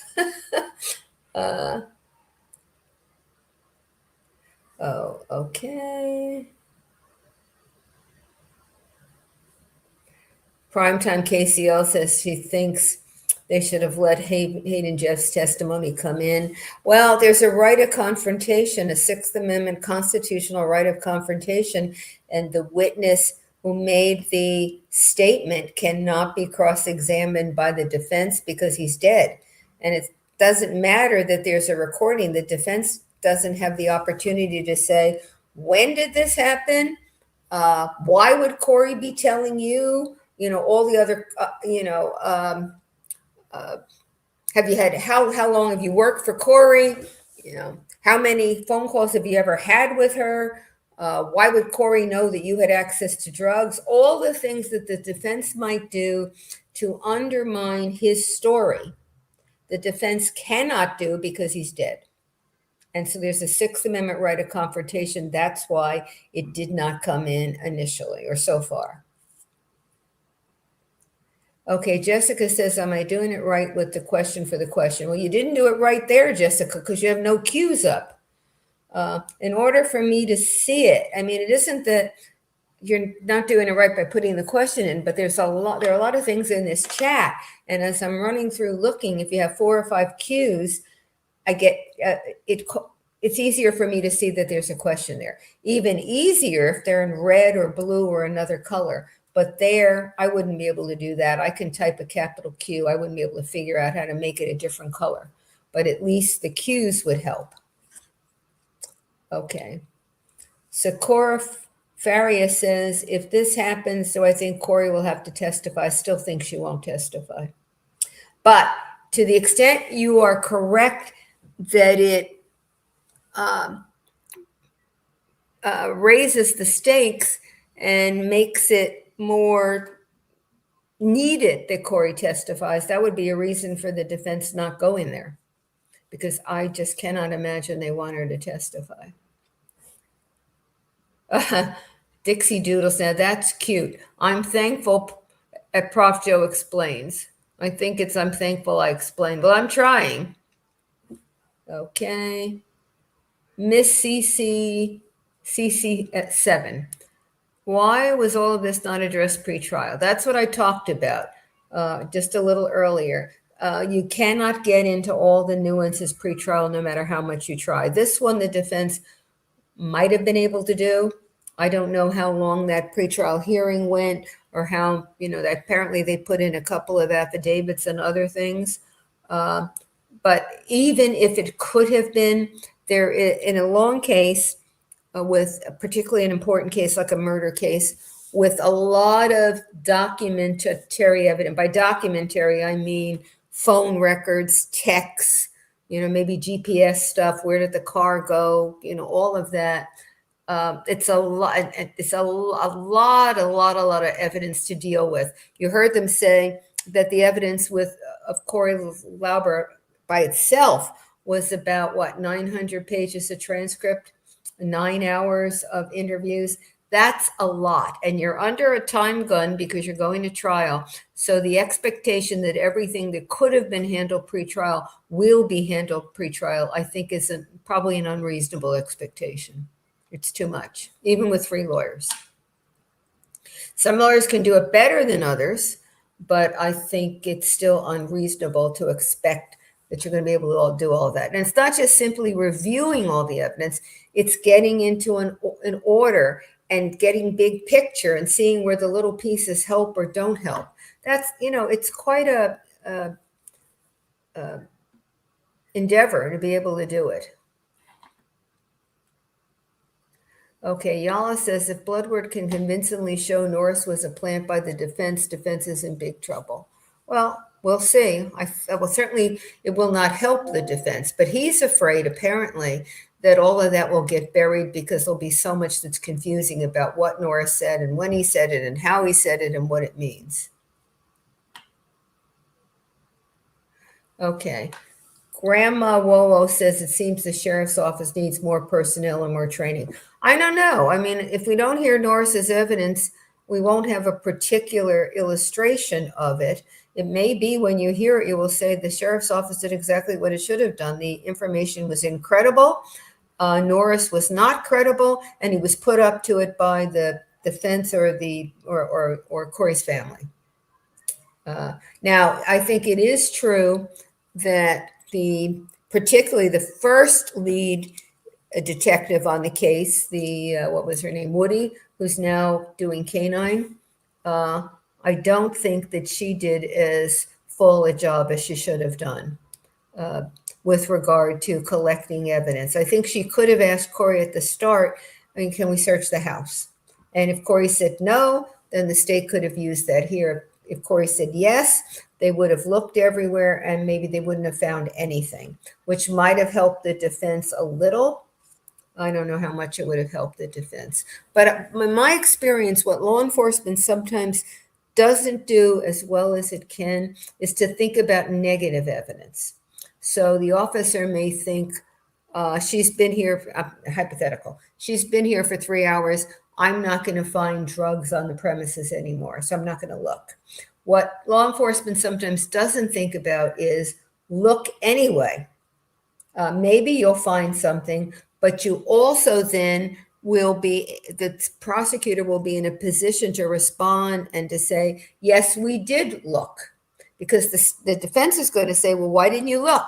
If you think she was guilty, why didn't you look for drugs? So I think sometimes law enforcement doesn't think about how the prosecutor will have to do the case and why it's worthwhile to go do something, even if you think it's not going to lead to anything.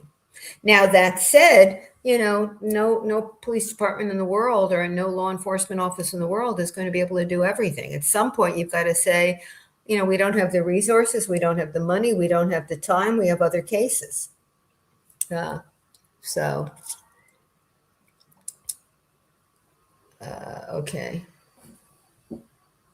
Okay.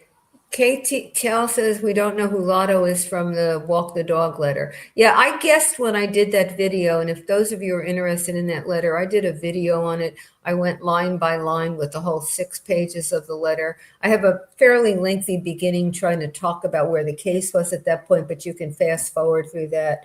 And I guessed about some of the people, and at the time, I guessed that Lotto might have been her lover, Josh Grossman, but I think clearly I was wrong in that guess. It sounds as though he may have been another business partner, but it sounds as though they had a relatively close relationship from the letter.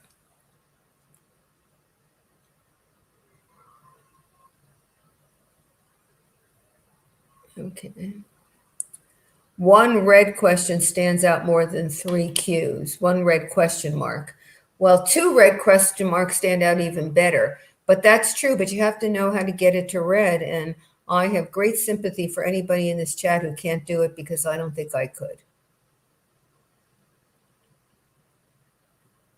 Oh, primetime KCL. Somebody thought Norris was Lotto. Oh, I don't think so, because the letter is Kouri's letter. And I don't know that there's anything in evidence that shows Kouri knew Norris.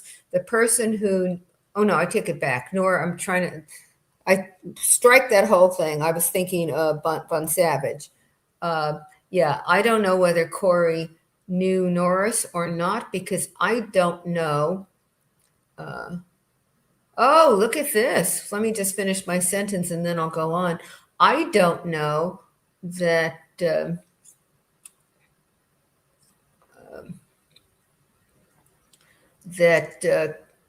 Kouri knew Norris at all. Maybe her brother knew Norris, maybe her mother did. And then, thank you so much, Primetime KCL, a pretrial hearing said Lotto was a paramour after Grossman. I wanted to say that it looked as though she was having a relationship with this Lotto from the way that letter read, but I did not want to introduce speculation like that, since I had no reason to know it except from the way the letter read, but I am glad to hear it. So Lotto was another lover after Grossman. Huh.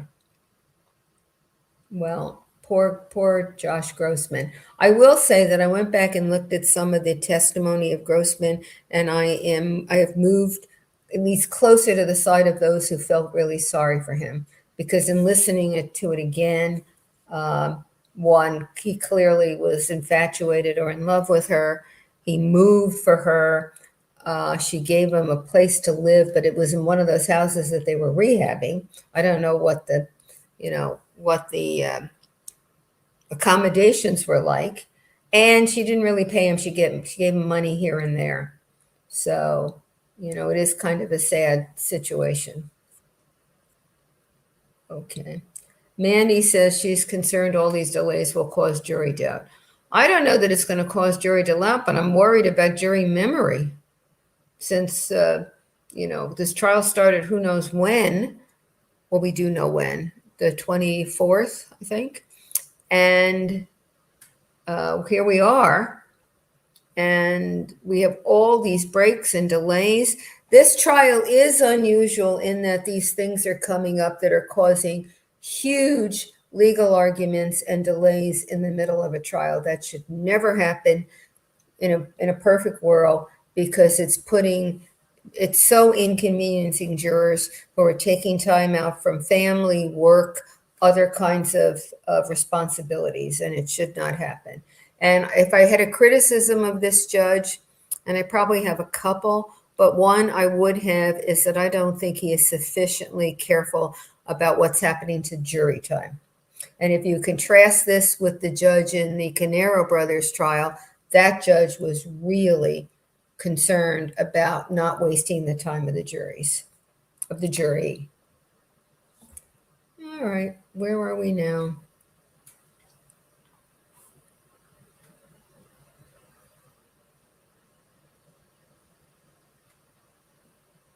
Okay, Mandy says the defense lies and misleads. They've done it throughout this entire trial. I don't think they're lying. I think they may misstate facts, but I do not believe they're doing it deliberately. I think they are not sufficiently focused sometimes. They don't review sometimes. Their memory of what was said may be different than what was said. And there again, I give them a little grace on the memory of what was said. Remember, they have read pre-trial hearing transcripts. They have read interviews. They have heard recordings. They have seen videos. And let me tell you that sometimes it is hard to remember, did that witness actually say it on the stand, or am I remembering what that witness said 4 other times but didn't say it quite that way on the stand? It can be very difficult.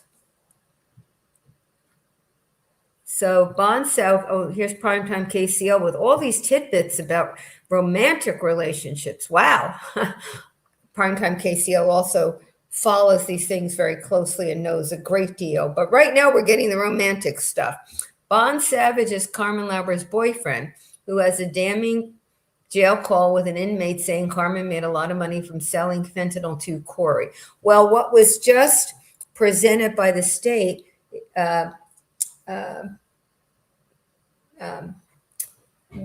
didn't say that she sold it to Kouri. It said that she made a lot of money on fentanyl.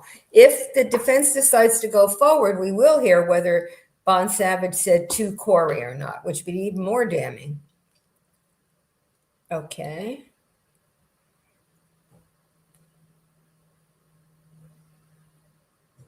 Kelly McClellan asked me if I were Kouri, would I want this in? I can't put myself in the head of someone who's accused of committing murder.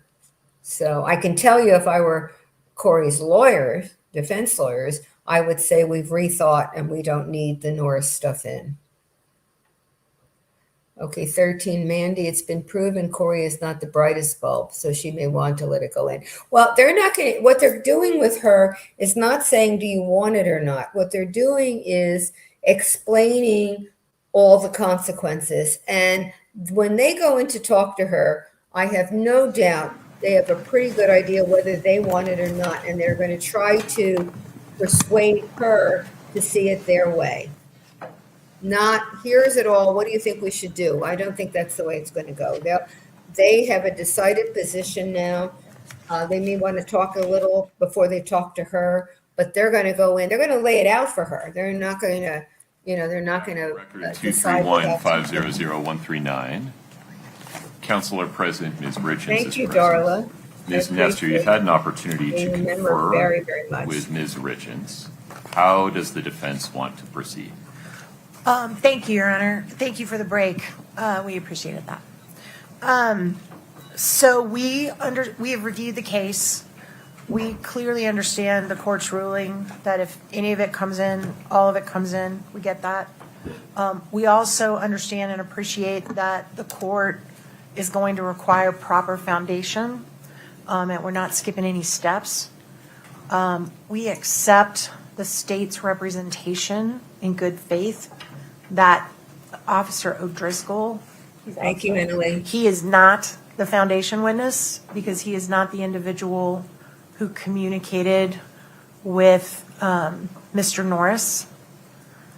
And we will, if we proceed with this line of questioning and we decide to introduce this evidence, we will do it through the proper foundational witnesses, which we accept as not him.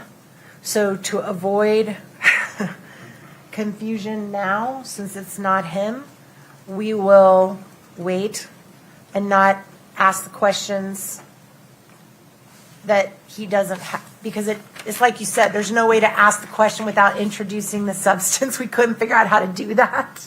So But we're we going to tried. wait until we have a foundational witness, and then we will proceed that way if we can lay a foundation.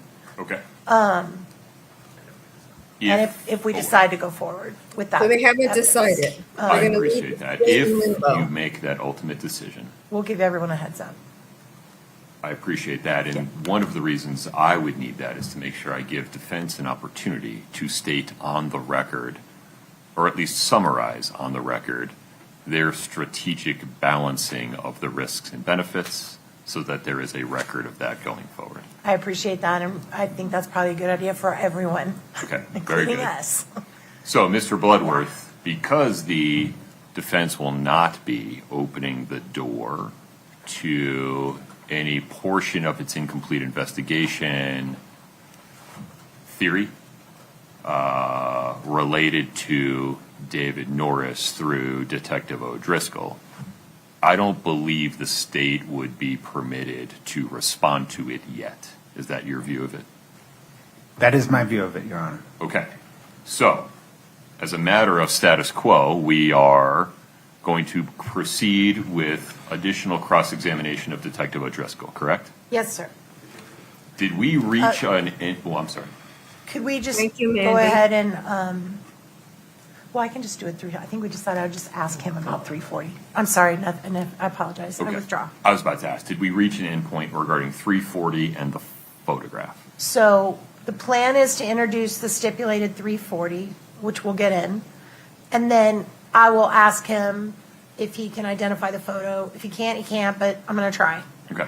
And I'm not going to get into the substance of any of the bubbles, and I'm not going to introduce the bubbles or any of that. Okay. The only thing I'm going to display to the jury will be the picture on 340, and then I may have it side by side in front of O'Driscoll so he can compare and refresh on the one that's not getting introduced.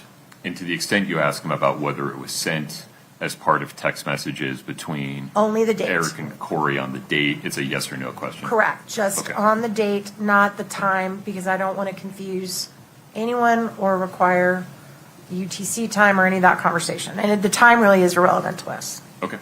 Mr. Bloodworth, anything further on that? Ebola, thank No, you Your very Honor. much. All right. Well- Are we ready for the jury?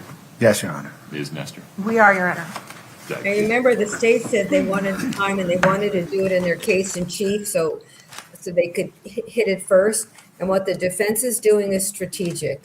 They are not saying whether they're going to try to get to the Norris information. They just say they recognize they can't get it in through O'Driscoll. And so that leaves the state in a position of not knowing. If I were the state, I would be calling in these, the law enforcement experts, or not experts, law enforcement people with information, and doing some prepping just in case the defense goes that way. And in part, that's the reason why the defense didn't say one way or the other. It could be they haven't decided yet, but it also could be that they've decided, but they want the state to have to spend some time getting ready just in case.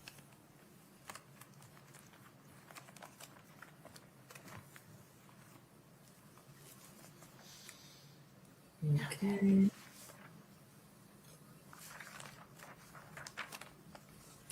What is it? Scrambled egg wants to know what is a threshold issue. It means before you can ask the question you want to ask, you have to show that the person of whom you want to ask it is in a position to be able to give the answer without it being hearsay, without it coming in, without it being prohibited by some other evidence rule.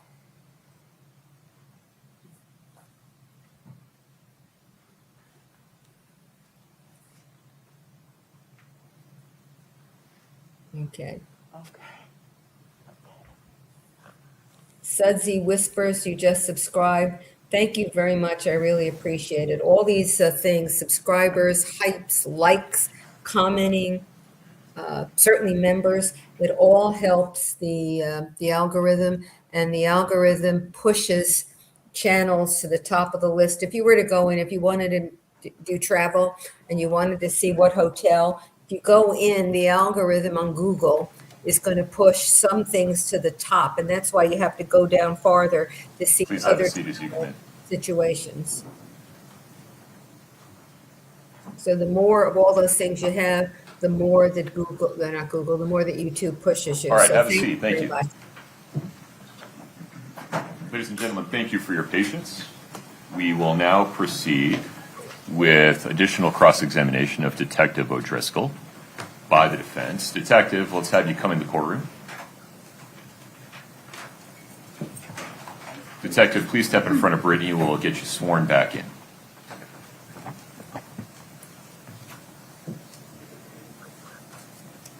Do you solemnly swear the testimony you're about to give in the matter before the court to be the truth, the whole truth, and nothing but the truth, subject to the pains and penalties of perjury?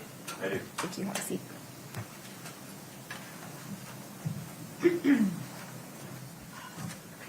Exactly. Oh, he's got a nice dark suit on today. Wow. Ms. Nestor, please proceed. Thank you, Your Honor. May it please the court. Good morning, Detective O'Driscoll. Good morning, Ms. Nestor. Ruben. I believe when we stopped yesterday, we were talking about the GIFs or GIFs. And I want to start by having you review a document that's been agreed to by the parties. It is exhibit number 3-40. And at this point, Your Honor, we're asking to admit it per stipulation of the parties. So the witness can see 3-40. And do we want to publish now, counsel? Please. Mr. Bloodworth? No objections. State's exhibit 3-40 is admitted. All right, and this was talked about when, I believe it was Mr. Kostradimos, I think, it's all blurring together now, was on the stand, but this is the group of all the GIFs or the GIFs that were in kind of a group, and included the ones that were accessed on the morning after the police left Ms. Richins' home, after Mr. Richins passed. Do you remember the testimony about that? Yes. Okay. Can we go to the page that shows the GIFs in question? Maybe blow that up at the top. Okay. So I think that's two of them. One of them is from, I guess, the movie Dumb and Dumber. And the other one is our president. And I think there was a third one, but it's, yeah, Mr. Spacey and in a TV program, right? And those are the three GIFs that were talked about. And if you blow up the time that they were accessed, they all were accessed at 8:29:03 a.m. on March the 4th. That's the day that Mr. Richins was found deceased, correct? Correct. Right. And I know we've already heard the testimony that these are what we call orphaned GIFs. You can't really tell which text they came with and exactly when they were sent or who they were sent to or by. All we know is that they were somehow accessed at that point by her phone, correct? That was the testimony, Mr. Cotrudimos, yes. Okay. Can you pull up another one of the photos that is the picture from the house? That's it. All right. This is another picture that was accessed at that exact moment at 8:29. And can you blow the picture up a little bit? Do you recognize what that is, that photograph? It's the legacy home. It's the legacy home, right? And was there another photo that was accessed that same morning, also Thank you. orphaned? Can you find that picture? It's right above it, I think. There we go. Can you blow that picture up a little bit? Thank you. All right. And is that also just a closer up view of the Legacy Mansion? It appears so. It's very blurry on my screen. It is. I think it is blurry. And then can you back out and show the time that one was accessed according to this same group of photos? That one appears to have been accessed at 10:42 a.m. the same morning. That's what this document says, yes. Okay. Now, if we could put just on the witness's screen, exhibit JO, I think it's 11, not for the publication yet, Your Honor. Understood. All right. And can you take just a moment and blow that up just a little bit so he can read it better? All right. Just take a second and scroll through that and tell me if that refreshes your recollection about any documents you reviewed about Eric's final communications before he passed. Your Honor, objection. There's no foundation to get to whether or not his recollection requires refreshment. Yeah, let's pause there. Would you lay a little bit of foundation before we get there? Sure. And it requires us to go back to yesterday. So yesterday I had asked you right before we stopped if you had, as part of your investigation, reviewed the final communications of Eric right before he passed away, and you mentioned you had. Is that correct? Yes. All right. Based on that, if you could refresh, do you recall the communications you reviewed that day? Not all of them. Some of them, yeah. Can we then please blow up this document in front of him and see if this refreshes your recollection as to what you reviewed? Mr. Bloodworth, the witness, doesn't have it yet. Any objection to that question? He wants him Your Honor, to I object. think the objection foundation, I think there requires additional foundation. I think the question pending is, are these among the things he reviewed, correct? Maybe I misunderstood the pending. Yeah. That's the question. So I think, Can we back up a step? Maybe I'll catch up. sure. Ms. Nestor, ask your last question one more time, please. Are these texts that are before you part of what you reviewed from Eric's final communications on his phone? Go one step before that. He hasn't seen these yet. He doesn't currently have them in front of him. Do you recall all of the communications you saw that day when you were reviewing Eric's final communications? All the texts from his phone? Yes. On the day before he died? Yes. I don't remember all of them. I Okay. remember some of them. So then, would you please look at this document and see if it refreshes your recollection and as to whether these were included in his communications? Any objection, Mr. Blover? No, sir. Okay. The witness can now see what you're referring to, Ms. Nestor. Thank you, Your Honor. And can you go down just one more? And maybe blow that up a little, that photo. Does Just this the way it refresh your went. recollection, these communications of Eric's and Kouri's the day he died? These are time-stamped March 3rd. That's not the day he died, but the day before he died. Totally correct, because he died in, we think, the early morning hours of the 4th, right? Yeah, he was pronounced deceased on the 4th. Okay. Yes, Your So, Honor, sorry, objection. Foundation is to the meaning of died, right? He was pronounced dead on. But I think the witness and the questioning lawyer have a common understanding here. Overruled. thank you, Your Honor. Okay, so were these included in what you reviewed in the communications between Eric and Kouri on the 3rd of March? Yes. All right. And this photograph, if you could blow that up. Your Honor, objection. His recollection has been refreshed. I think the exhibit can now be set aside. I'm not publishing it. I've just got one more question about the photo, and then I'm done. I'll take it down, ask your question. If we need to refresh again, you can. Okay, thank you. Okay. Wait, did you tell me I could ask the question? Yeah, I took the photo down. Ask whatever you're about to Yes, ask. yes. Okay. Does the photo that you just refreshed your recollection with match the same photo that we just saw in 340? That was the corner of the Midway Mansion. Your Honor, the photo's still up on my screen, and the witness is My apologies. There you go. staring at it. Sorry. Is it the same photo, sir? This one that we just saw that was enlarged, you're asking if that's the same as the one in the text message? Does it match the one that we just put on the screen for the jurors that came with all those other pictures that morning? Yes. Thank you. That's all I have. Done with that. I'm sorry, maybe I'm not. Can I have just one moment, Your Honor? Of course.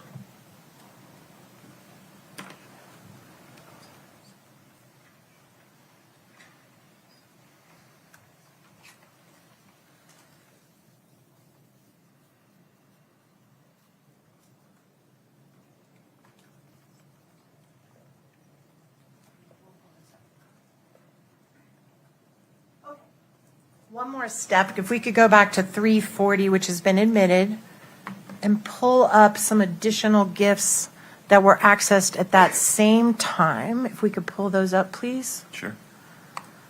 There you go. Okay, so there's the picture on the bottom left-hand corner of the Midway Mansion house, right? Yes. And that one was accessed at 10:42 a.m. the morning of the 4th? I thought she wasn't doing times. And the one with the champagne is also that exact same time? Yes. And the one with the farmer is that exact same time? Yes. And we know for sure that the one on the bottom left was sent the day before. Because we just looked at that, right? And you refreshed your recollection. Yeah, I don't know if the part of the extraction that we're looking at right now is saying that that's where that came from. I don't know if that's the same file path, but that photo is the same. Perfect, thank you. Okay, we can take that down now. All right, I also want to talk to you about, sorry, startle me.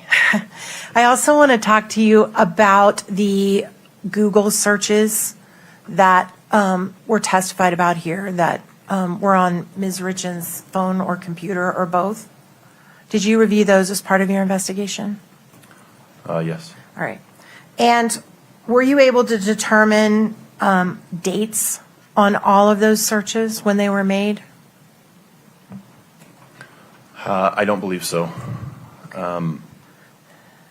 Yeah, that would be a question for Mr. Cochradimos. I remember seeing the searches and the text of the searches, but I believe he testified that that there wasn't a timestamp associated with them and that they differed from the action in the phone that showed that a link was actually clicked on from one of those searches. Okay, perfect. And I believe those had timestamps. Okay, the links, but maybe not the searches. Correct. Thank you for that clarification. And you agree that as of April the 13th of 2022, approximately a month and a few days after Eric passed away, that Ms. Richins' house was searched and she was detained in a police vehicle, right? Objection, Your Honor. Foundation, Foundation, yeah. sustained. Lay a little foundation there. Are you aware that there was a search conducted on her house on April 13th? On Miss Richins' house? Yes. Yes. And are you aware that while that search was being conducted, Ms. Richins was temporarily detained in a police vehicle for a period of time? Objection, Your Honor, calls for a legal conclusion. Overruled on that. Go ahead. I think the word detained is the problem there. I think there's been dispute over whether or not she was detained. But she was That's spoken illegal. to, she was asked to wait in law enforcement's vehicle until the lead detective could come speak to her about what was going on with the search. Okay.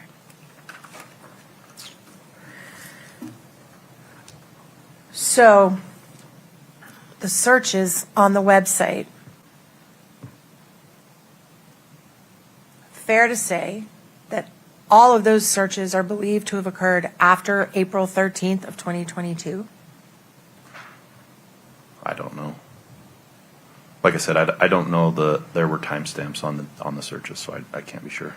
Did you ever interview any of Kouri's family or friends and ask them if they were responsible for any of those, or if they'd ever seen Kouri do it, or who did those searches? No. Okay. All right, I'd like to talk about the orange notebook for just a moment. We pulled up, do we have the, do you have that I'm getting orange notebook questions, exhibit? but she's only supposed can't to remember the answer number one of it. thing. That was with regard to that photo, but she's still on Court's cross indulgence for just a minute. I with the have it direct. over. So she's entitled to ask anything within the scope of the direct. I'll tell you. Just one moment, I'm sorry, Your Honor. It's hard to keep all these exhibits straight. Again, a comment.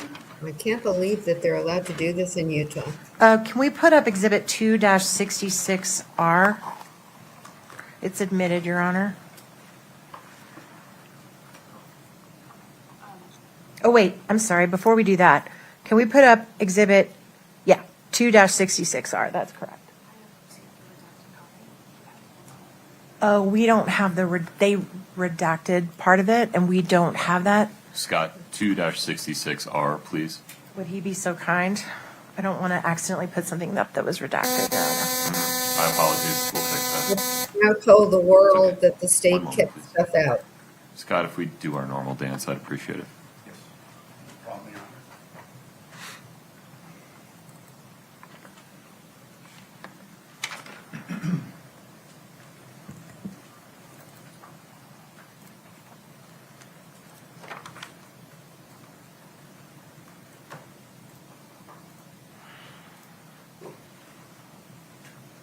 Two 66R, publish. Yes, please, Your Honor. There you go. All right, and can we, that's what we like to call the orange notebook, right? Because it's like in an orange kid's school notebook, right?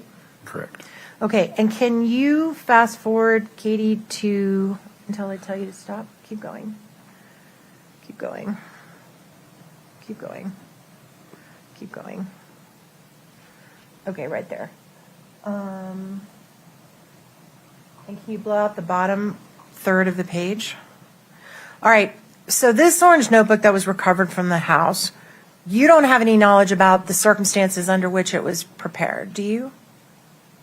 Or why it was written? I do not. And you don't know when it was written? No, I don't. And this was seized the day Ms. Richins was arrested, which was May 8th, 2023, correct? I believe so, yeah. So over a year after Eric's death, right? Correct. All right, and here on there is an entry that says on March the 22nd, can you highlight that please, Katie? Kouri starts counseling. Do you see that? Mhm. You need to say yes. Yes, I'm sorry. Did you take any steps to verify if that actually was the date she started doing mental health counseling?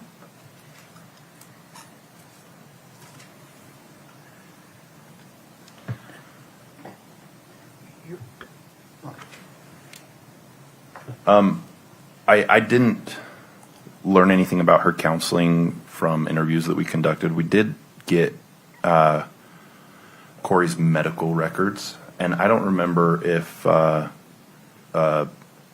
mental health counselor was part of those, but that's possible.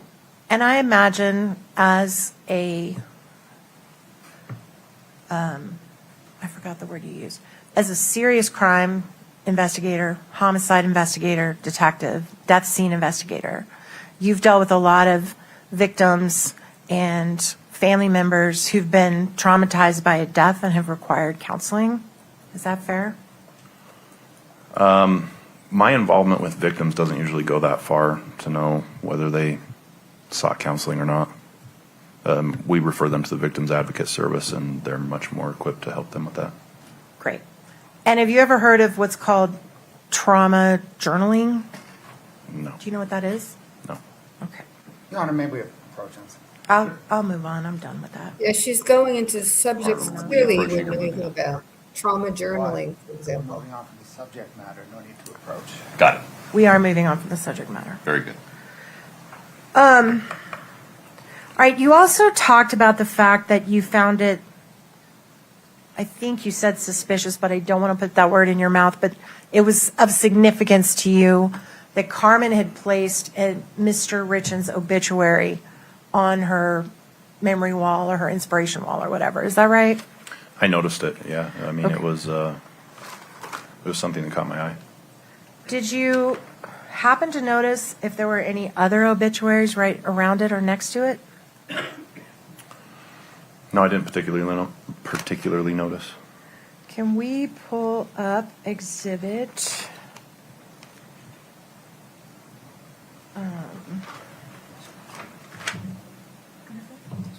Yes, thank you.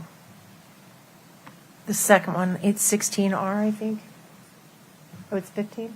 Okay, 815R. And that's in, Your Honor, if we could publish it. I can't see it yet, Katie. Oh, you don't have it. My apologies. Oh, that Scott, one's got things blurred. Would you help us out? Thank you. Let's see. This is Yeah. 8-15R. Let me just make sure this is the one you intended, Ms. Nestor. That is the one. And Judge, Katie does have this one if you wanted to switch back. Okay. Yeah, because I'm going to need her to blow it up. Can we One switch it moment. back to her, please? I'm so sorry. No problem. There was a recent version where they blurred a lot of children's faces out and stuff. Okay. Do you remember this picture we introduced of Mr. Richins' obituary on her memory wall? Yes. Can you please blow that up, Katie, to show what's right beside it or right under it?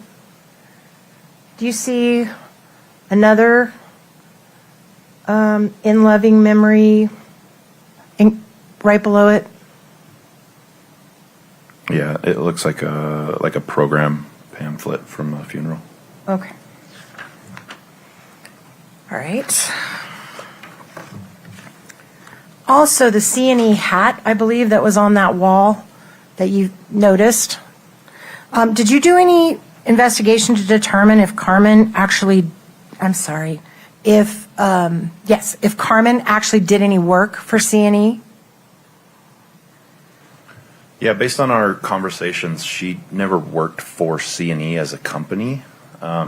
She did work on the Richins house. She interacted with Eric, but she was never employed by C&E. Okay. All right. I also want to show you a text.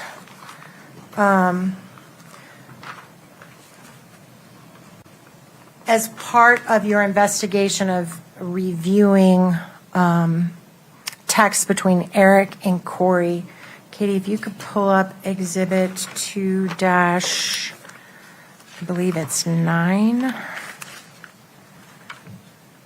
2-3. Thank you. That's it. Before you look at that, do you recall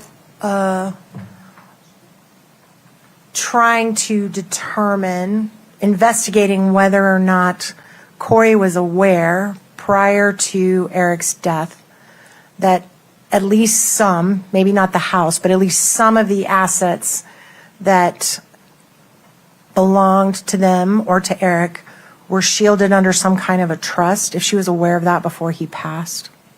Yeah, that was part of our investigation. All right. And did you review conversations she had with people about that and texts about that and things about that? I didn't have any recorded conversations that she had had. I guess it depends on the timing that you're asking about. Okay, I'd like to refresh your recollection and see if you look at these texts, if it reminds you if this is one of the things you looked at in trying to make that determination, okay? Okay. Can you blow that up? It's Exhibit 2-3D as in Delta. And just let him look at all of them, please, just slowly. Give him plenty of time to read.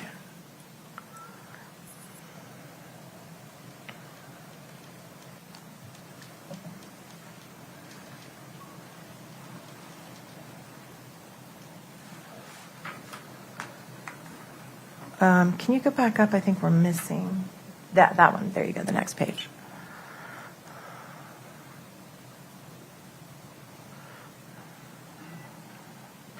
Does this refresh your recollection? Do you remember looking at this set of texts between Kouri and Eric? No, I didn't have time to finish reading that. Oh, sorry. Keep letting him read it. Lakeside lawyer, there was no marital interest in the house. He owned it outright.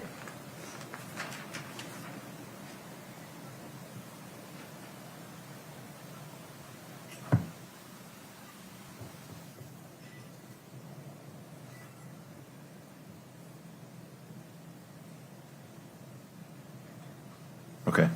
Does that refresh your recollection? Do you remember reviewing this series of texts between Kouri and Eric relating to the trust?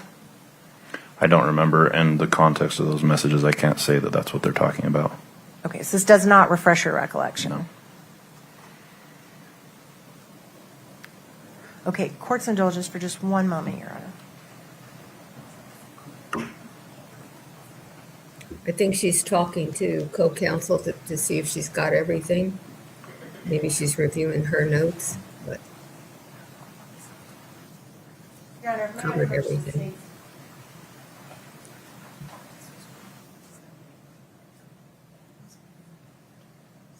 No, that's not true.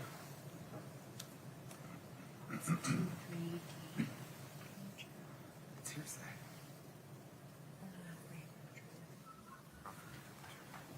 Now what? She's asking them, the state, for help?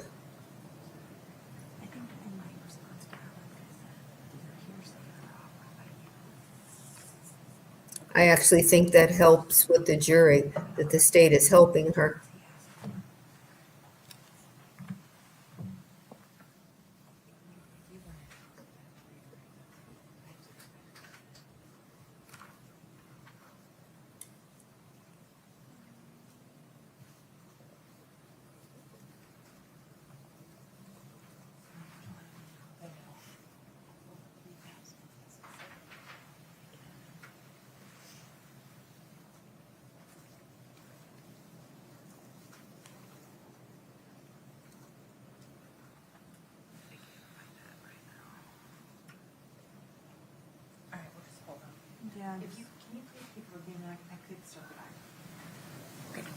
We're working on something, but I'm going to ask a couple more, move back, and then we may come back to it once she's done looking. So was it your understanding, without saying anything anyone told you, when you were conducting your investigation, did you become aware that Kouri knew of at least some portion of the some aspect of the trust being created before Eric passed? Objection, Your Honor. More foundation, otherwise it's based on hearsay. The foundation objection is sustained based upon the witness's prior answer. If you can start smaller, maybe build up to it, there may be some foundation here. Did you interview people, look at documents, review texts to try to inform your investigation as to whether Kouri knew that Eric had created a trust for at least some portion of their assets prior to his death? I reviewed information about the trust from several different sources. Everything that I reviewed suggested that she was not aware of how the trust worked or the consequences of the trust. Totally fair. I think you're right about that. But was she aware that it existed? Objection, Your Honor. Same foundation objection. Overruled based upon his prior answer. You can answer, Detective. I can't think of a specific instance, but I think there was some information that might have suggested that. Okay, thank you. She's saying I'm waiting for her. All That's right. the prosecutor. That she's research assistant or electronic. Now I want to talk about Valentine's Day. You were here when Ms. Staking testified to the jury that in a conversation with a bunch of friends, there was some joking references made to Kouri wanting to poison Eric, and then Eric stating he had an allergic reaction and used an EpiPen. You heard that testimony, right? Objection, Your Honor. Foundation. That's not what happened. I think your recitation of Ms. Staking's testimony was correct until the last either sentence or clause. Okay. Did you become aware that at least in some context there was a discussion on about the Valentine's Day incident relating to Eric taking an EpiPen, using an EpiPen? Ms. Staking, from my memory, testified that there was a comment made by Eric in a joking manner that Kouri had tried to poison him. And then she said that Kouri's explanation was that it was an allergic reaction. And that he used an EpiPen, right? Didn't she say that was the very last thing she said, I think? I think so. Okay. So did you do any investigation into whether or not Eric was treated regularly for allergies? Yes. And in fact, he had an allergy doctor, is that correct? Yes. And he had an EpiPen device in the master bathroom that was recovered during the first search. Probably. I know that there were some located in the refrigerator on one of the searches. EpiPens, that is. Did you ever investigate whether Eric discussed this allergic reaction with his doctor, his allergy doctor?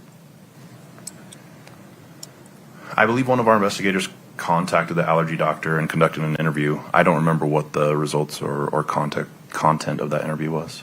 Did you determine what Eric was allergic to? Was he allergic to avocados or wheat or peanut oil? Do you know? From what I remember being told by the investigator that had that conversation, it was like seasonal allergies, trees, grasses, dander, things like that. Okay. Were you ever able to confirm that Eric ever sought any medical treatment for what allegedly happened to him on February 14th? Just that in his text message, he mentioned that he might go to the hospital. So I don't know for sure if he did, but he was feeling bad enough that he thought he might need to. Were you ever able to confirm that he did? No. Okay. All right, I want to also talk to you about Miss Susan Kohler. Do you know who Susan Kohler is? Yes. Who is Susan Kohler? She's an associate of Carmen Laubers. She worked for Doreen Kouri cleaning houses with Carmen Lauber. Okay. And in the course of your investigation, what did you determine, if anything, was the role that Susan Kohler played with respect to this case?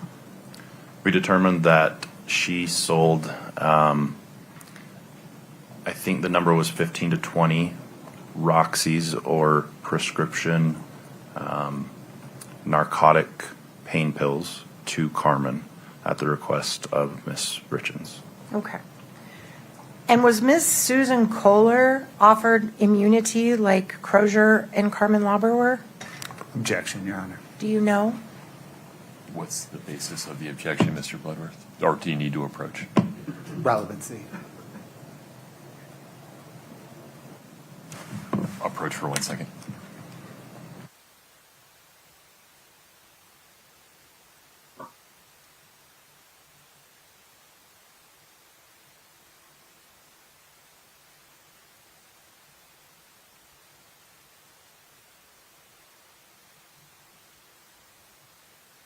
Okay, I don't see any questions. There's a question about does she have to talk so slowly? No, she doesn't.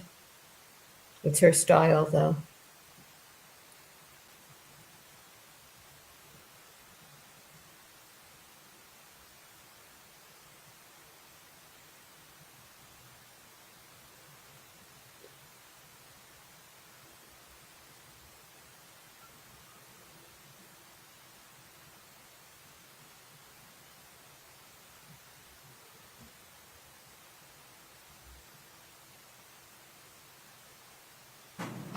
The relevance objection is sustained. Ms. Nestor, please proceed. Did you ever find any evidence or suggestion that anything Susan Kohler sold to Carmen Lauber contained fentanyl? We found a bag of loose, I believe they were hydrocodone pills, in the mudroom walkway cabinet in the house. They were tested. They did not contain fentanyl. Thank you.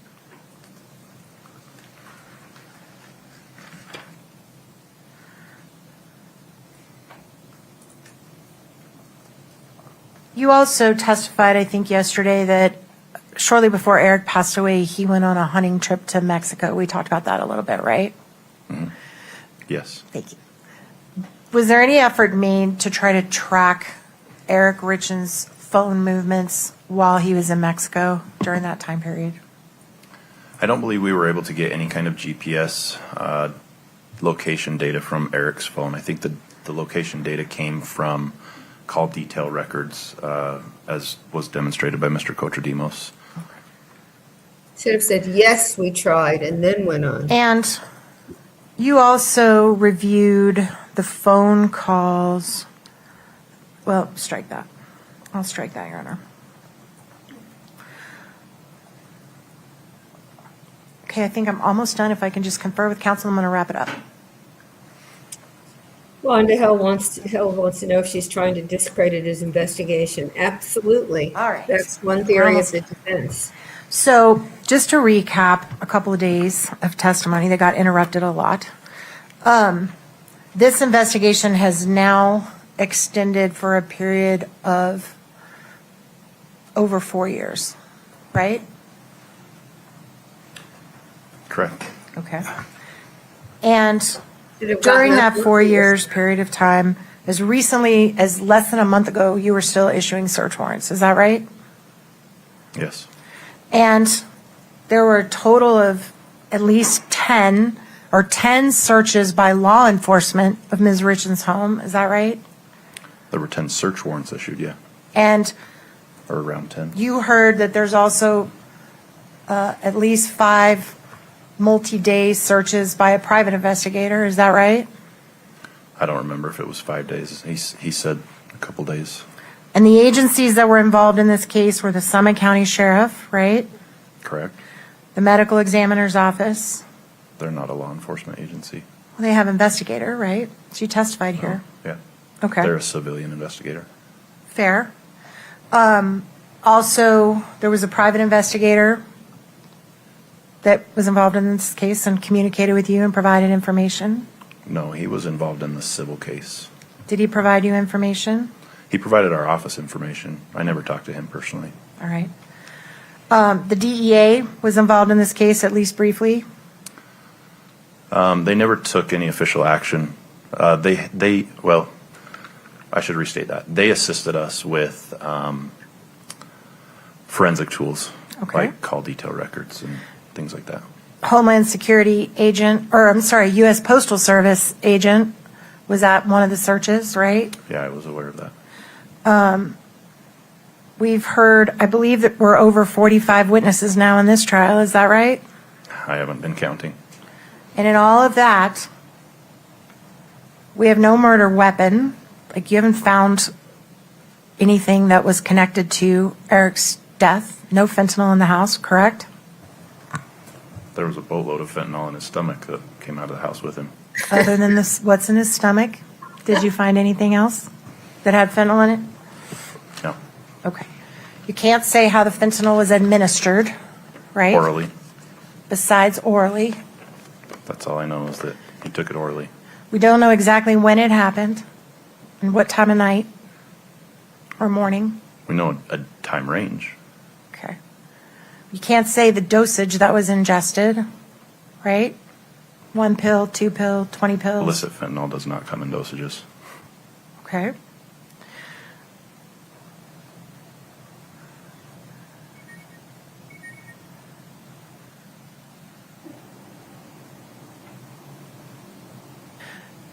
You can't say what was ingested on Valentine's Day at all, correct? Fentanyl is definitely ingested.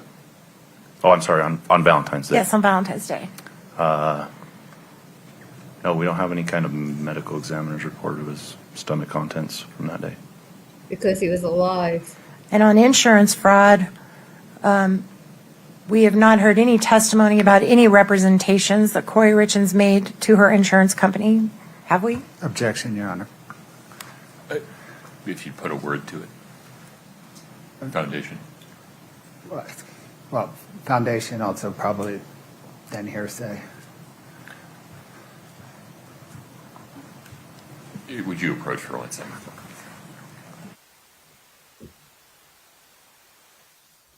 And that summary that she's doing is, goes to reasonable doubt and the particular element as to whether Kouri caused the death. And she's saying, you didn't find this, you didn't find this, you didn't find this, you didn't find this. If this were a shooting, it would be you didn't find the gun, you didn't find the bullet, you didn't find the ejected shells. I don't know what else with guns. This is her recitation. On behalf of surviving the survivor, I see posted on that Calvin Y gifted 10 memberships. So on behalf of Joel, who's not here, thank you very much. Okay, here's a question. I feel she is poking some good holes in the prosecution and is definitely improved on her delivery. Well, she's poking the holes that are there, that's for sure. So in that sense, she's doing her job. State's objections are overruled. If you would restate that question, if you can, exactly as I will. necessary. And we've not heard any testimony in this case about statements or representations Kouri made to her insurance company, correct?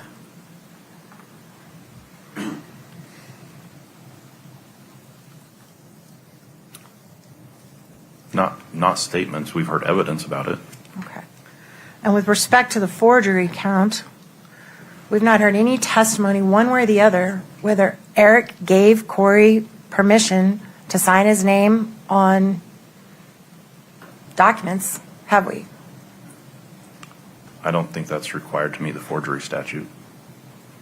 Have we heard anything about that? Do you know one way or the other whether Eric allowed Kouri to sign his name on documents as a married couple? No, but that's still signing someone else's name, even if they give you permission, purporting it to be somebody else's signature. Okay, well, the judge is going to instruct the jury on what the law is about that. But what I'm asking you is, as the investigator, do you have any knowledge one way or the other if Eric ever said to her, hey, it's okay with me, sign my name, I don't have time to deal with it? I don't know. And in fact, what we have heard is that he did give her at least one power of attorney at some point years ago, right? Objection, well, not objection, may we approach? Sure. Thank you.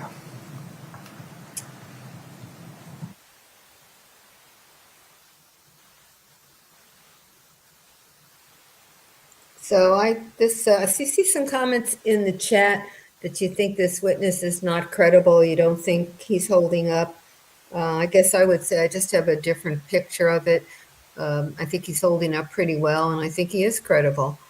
There are also questions in the chat or comments in the chat about all the things he doesn't know. Well, he's the lead investigator, and so he wouldn't have done some of the, the legwork. And in fact, she could call the people who did the legwork and ask them the direct questions. She clearly doesn't want to do that.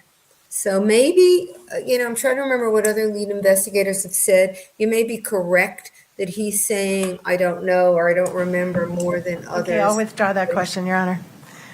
She was And told you were fraud. here when Mr. Throckmorton, the handwriting expert, testified, and you heard him say that he could not say that Kouri Richins was who signed that document. Did you hear him say that? I heard him say that it was probably Probably not Eric. not Eric. But he could not say that it was signed by Kouri, correct? Correct. Okay. He wants to remind the jury of all the evidence from the other witnesses now.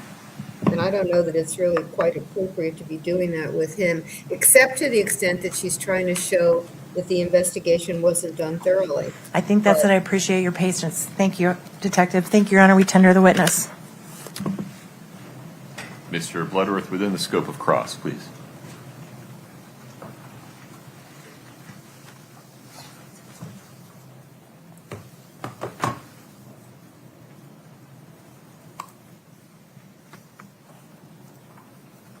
Detective O'Driscoll, in this case, are you the lead investigator among many investigators? Yeah, it's a large team. I've had a lot of help. Does your job in part involve coordinating the activities of all the other sheriff's office investigators? Yes. And are you the lead investigator for the sheriff's office as opposed to the county attorney's office? Correct. I have no authority over what the prosecutor's investigator does. And does the county's, well, you may have just answered this, but does the county attorney's office have its own investigation capability and authority? Yes. Is it your job as lead investigator to be omniscient regarding every investigative detail in this case, to include details of the county attorney's investigation? No, I can't know every single detail. It's, as defense knows, terabytes of information. And in early 2023, was your personal investigative focus on determining the source of the fentanyl that caused Eric Richins' death? Yes, because like I said at the beginning, I came into the investigations division as a narcotics officer. Before I became the lead investigator on this case, that was our focus, is investigating drug-related crimes. In early 2023, Thanks. did the sheriff's office have a digital forensics capability even remotely close to the capabilities of Mr. Kochodimos? No, that's why we hired him. And in early 2023, did the sheriff's office have any forensic accounting capability whatsoever? In which year? Which date did you say? Early 2023. They had a little. I mean, how early? Not until March and April. Well, let me ask you this. January, zero. And any forensics accounting capability close to that of Brooke Carrington? Oh, I'm sorry. Did you say forensic accounting? Forensic accounting. I'm sorry. I misheard. I thought you said digital forensics. No, the sheriff's office has no experts in forensic accounting. And is part of the reason that they have no forensics accounting experts and minimal digital forensics experts because you have a small office, right? Yeah, it's relatively small. Did the county attorney's office become involved in this case in early May of 2023 when me charged Kouri Richins? Yes, we only met with the prosecutors about a week before to give them our probable cause information. Subsequent to charging Ms. Richins, did the county attorney's office engage Mr. Kochodimos and Ms. Carrington? Yes. And is Mr. Kochodimos the investigator who analyzed the digital forensics, including cell tower mapping and cell phone data? Yes. And was it Ms. Carrington that investigated and analyzed the forensic accounting, including the closing on the Midway Mansion? Yes. And does the state provide the material from each of their investigations to the defense in discovery? As far as I know, yes. Do you recall in cross-examination when defense counsel picked a sentence from a May 2023 interview of Karm and Lauber, where it was either you or Detective Maynard told Carmen Lauber that she was something like the biggest piece of the puzzle. Yes, I remember that. What was the context of that comment? She said something about, can we just lay out all the information, all the pieces in front of us? Because we were trying to establish a timeline. And we told her, you're the biggest piece. You're the biggest part of the information that we don't know. And She did- had the information. Sorry, I didn't mean to interrupt you. And did that context involve a piece of the drug purchase timeline rather than a piece of this whole giant case? Correct. The timeline of her involvement, not necessarily the entire case.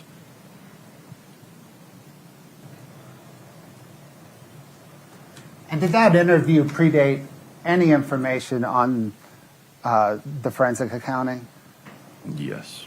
And We did it, didn't even get into that until well after. and did it predate any of Mr. Kotodimos' investigation?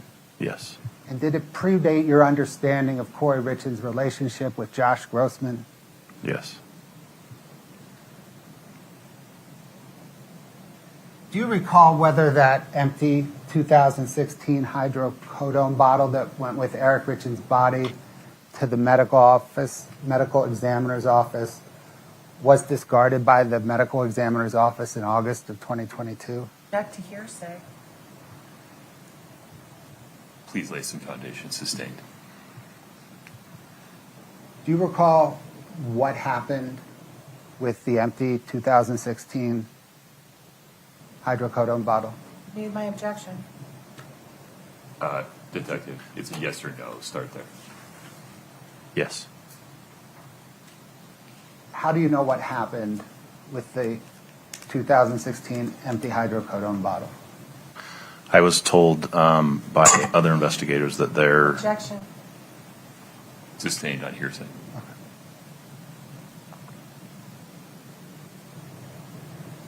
Did you or Detective Maynard give Carmen Lauber a ride to anywhere other than Wasatch County Drug Court or her attorney's office? just here to this building To this building? to or meet this with prosecutors or talk with her attorney. They're here. Can investigators force anyone to speak with them if that person does not want to speak with them? No. Can investigators seize someone's cell phone without a warrant based upon probable cause?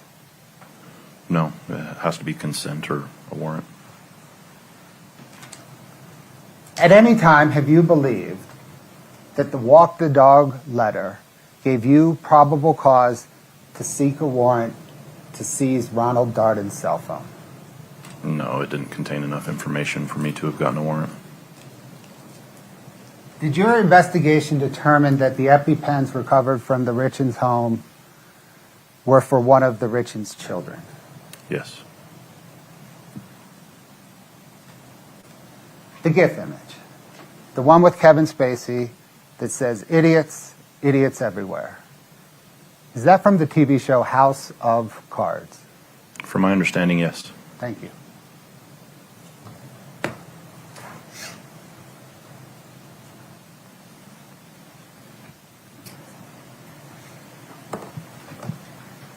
So what did you think of that? I thought that was a really effective redirect.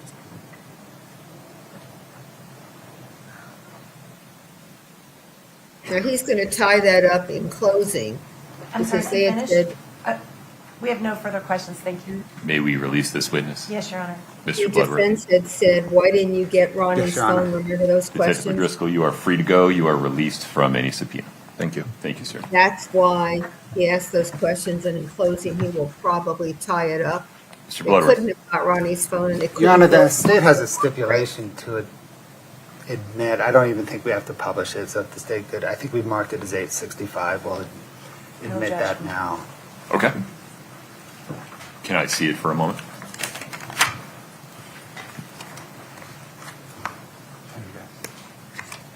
It's just, it was so long ago that the direct happened, it's a little hard to remember how he was rehabilitating this witness on the redirect.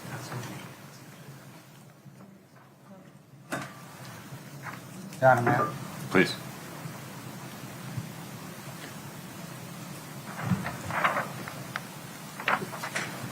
Do you want me to give the Mujisik and stipulation of fact preamble and read this to the jury? Or do you want to just admit it? Your Honor, I think if we can just admit it now, during jury instructions, when the court would instruct on that, we can read this. All right, we'll have a discussion about whether to convert this into a stipulation of fact instruction when the time comes. Right. Thank you, Your Honor. Okay. State's Exhibit 8-65, titled Stipulation of Fact, is admitted by stipulation between the parties. Mr. Bloodworth, Your Honor, state's in an interesting posture. do you need a moment on the record outside the presence of the jury? We do. Okay. I think this would be an appropriate time to just set a schedule for the rest of the day. Are we going to be able to, it seems likely to me, you tell me, that we'll be taking a recess now but not coming back for about 90 minutes. Does that sound about right? Your Honor, that's my sense of it. I'm waiting on a defense decision. Okay. Well, in either way,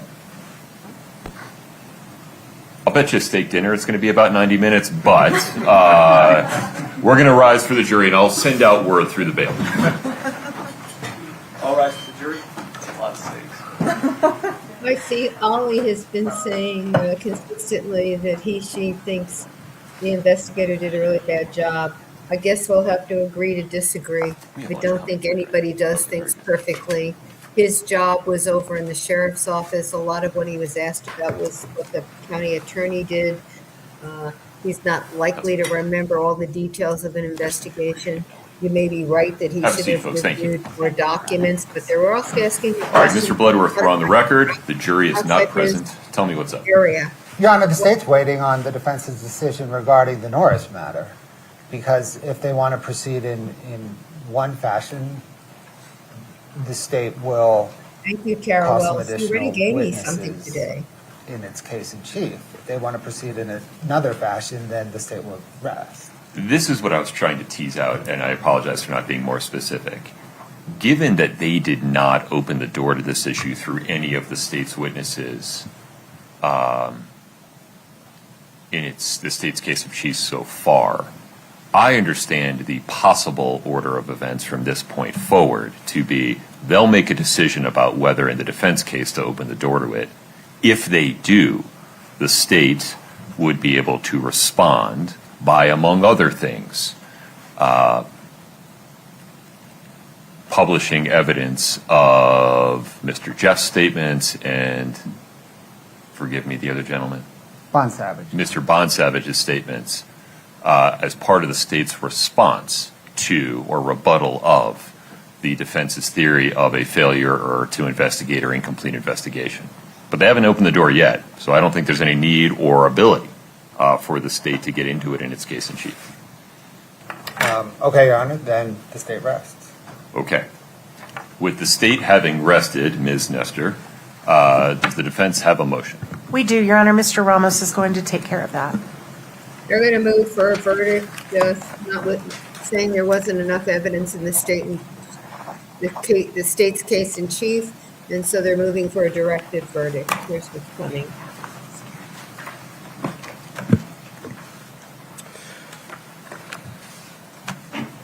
Your Honor, under both Rule 17-0 as well as 77-17-13, discharge for insufficient evidence, the defense presents the following and moves for a directed verdict.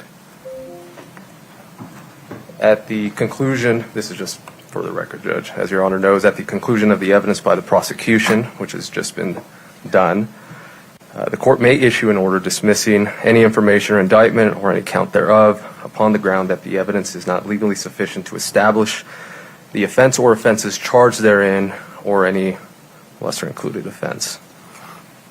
Judge, based on the evidence that has been presented over the past 10 days or so, including all inferences, of course, that can be reasonably drawn from the evidence, it is the position of the defense that some evidence exists from which a reasonable jury could find that some, however, not all of the elements of the crimes that have been proven beyond a reasonable doubt.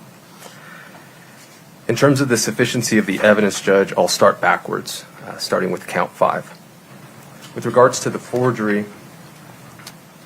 even looking at all the inferences in favor of the state, we do not believe that the state has proven a specific intent to defraud as it relates to the forgery.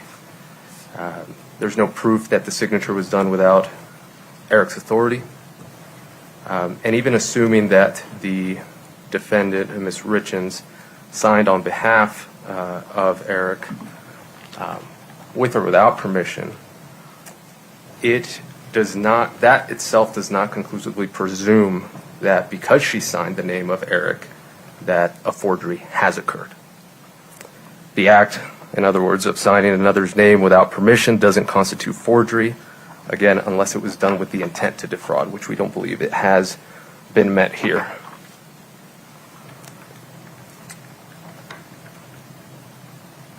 In terms of count 4, and forgive me, Judge, the way I'm approaching this is based primarily on the information, the criminal information, as the facts were laid out there. It was a bit difficult to follow through the testimony as to exactly what the state's position is. According to the criminal information, the basis for the true stage count 4 insurance fraud is that Ms. Richins, or rather True Stage left the voicemail with Ms. Richins requesting a copy of the prescription, any prescription Mr. Richins had for fentanyl. Then later that same day, Ms. Richins informed True Stage that fentanyl was not prescribed and that she had no idea how Eric obtained the fentanyl. I think it's that last clause of that sentence that this is the state's prima facie showing. Do you see it differently?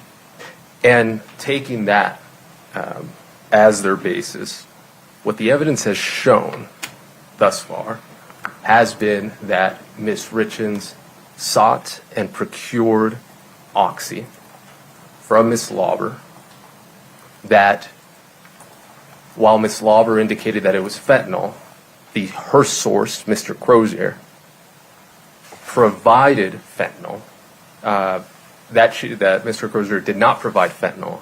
Rather, he provided prescription-grade oxy. Thank you so much, 32 Karen Smith. From I really that appreciate moment, from the supplier, Mr. Crozier, to Ms. Lauber, the evidence is that what was provided was oxy. May I ask you a direct question about that? Sure. Why couldn't a jury, properly instructed on the law and consistent with the court's duty when considering a motion for directed verdict, drawing all inferences in the state's favor, view the evidence as showing that Robert Crozier sold to Carmen Lauber 15 to 30 bluish pills marked M30. Carmen Lauber provided them to Kouri Richins, and then, based upon the testimony of Eric Haskell, that during that time frame, bluish pills marked M30 likely contained fentanyl. Two responses. One, the testimony from Mr. Crozier as to the quantity and the amount per pill does not jive at all with the Haskell testimony as to how much fentanyl grade, or I guess street level, non-prescription pills were going for. What was indicated in the evidence was the amount that was paid was consistent with prescription grade oxys. So that's how I would answer Your Honor's question. Okay.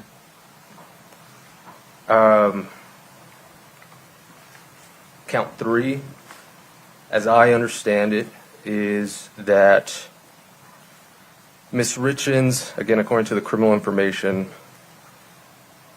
had indicated a phone number with an incorrect digit, Welcome, the Joseph. signature on the application that purported to be Mr. Hope you're Richins is a feeling good. forgery. We talked about count 5. And then in the context, and I think it was also the P.O. box. I imagine they were trying to establish that Mr. Richins didn't have access to that or something to that effect. I don't believe any evidence has been presented to that degree, or The that, P.O. box circumstantial evidence that Eric didn't know about it. not necessarily. If I view the inferences in the light most favorable to the state. And even with that, Judge, I mean, there was no evidence presented at all that from the Postal Service or anybody saying that Mr. Richins had no idea that that P.O. box existed. There was a statement and a question made by, I believe, the state, but no evidence was presented to show that that was actually the case. That's how I would answer Your Honor's question.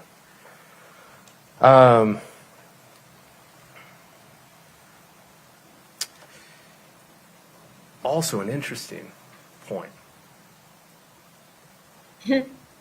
Term life insurance. At the moment that she allegedly signed on behalf of Eric and was submitted and was paid from her account,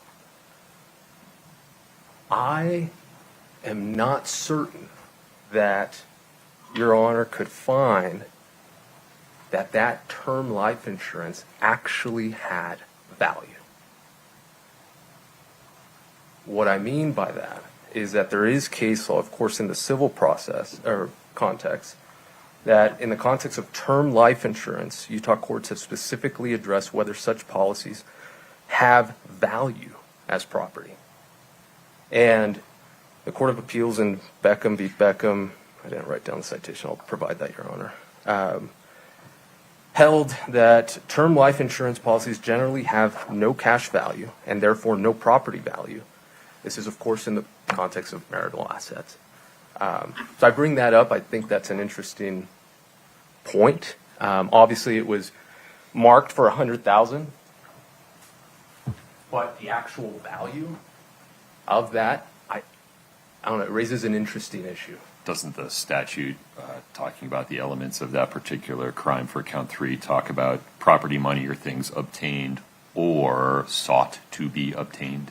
Correct. And that was going to be my last point, is at that moment, what the state needed to provide or prove, put forth evidence, is that at the moment that Ms. Richins allegedly signed on behalf of Mr. Richins for $100,000 term life insurance, that at that moment she knew that she was going to attempt to take her husband's life. And I don't believe they've met that, Judge. That's how I would answer that. Okay. With regards to count 2 and 1, most of these arguments overlap, but I will attempt to keep them separate, Judge.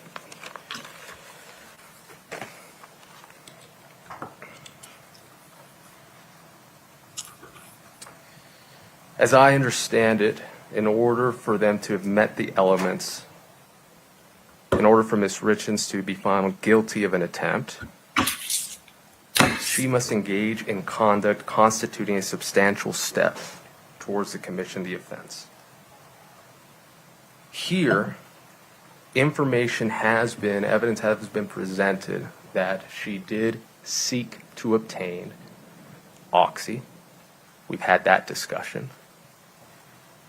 Obtaining that oxy, just obtaining the oxy itself, is mere preparation. There is case law, as I'm sure Your Honor is aware, in State v. Johnson, 821 P2D 1150, that indicates that that is not enough.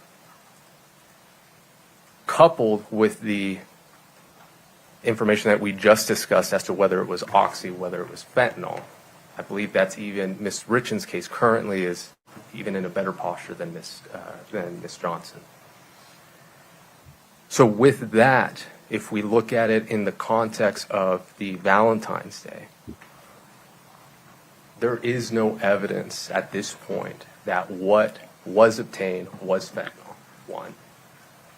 Even if it was oxy and she sought to obtain that, beyond that, there's nothing else, no other evidence that indicates that Ms. Richins took those pills, the greenish blue ones, I think at that time 15 milligrams is what Mr. Crozier said, and did anything else with it.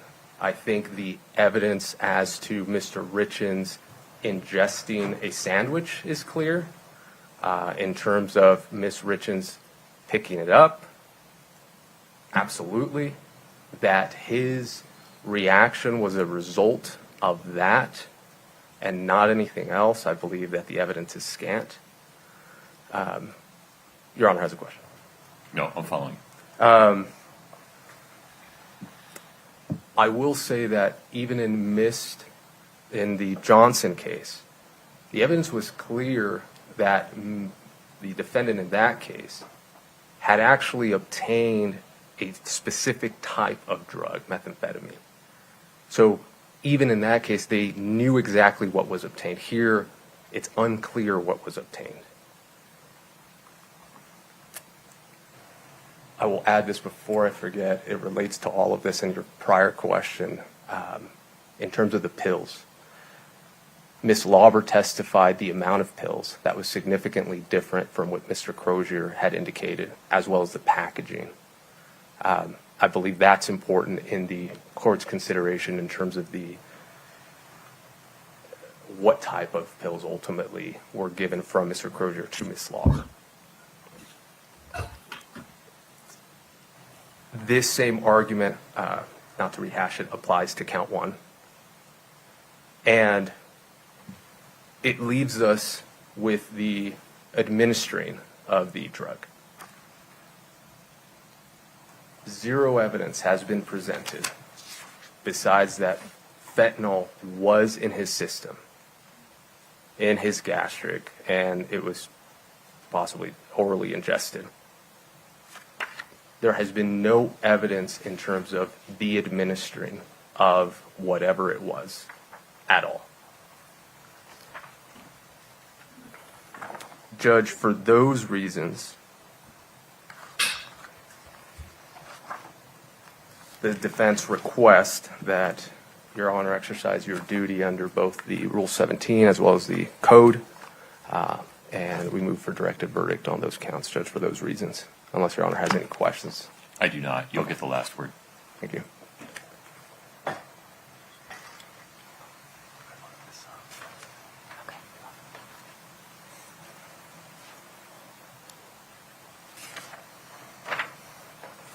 Your Honor, can I perhaps begin by asking the court if the court has any particular element that they would like the state to speak on? I understand the standard. I believe I understand the state's theory on each of the counts, especially 1, 2, 3, and 4. Speak to count 5 if you want to. Specifically, Mr. Ramos's argument regarding lack of believable evidence regarding intent to defraud.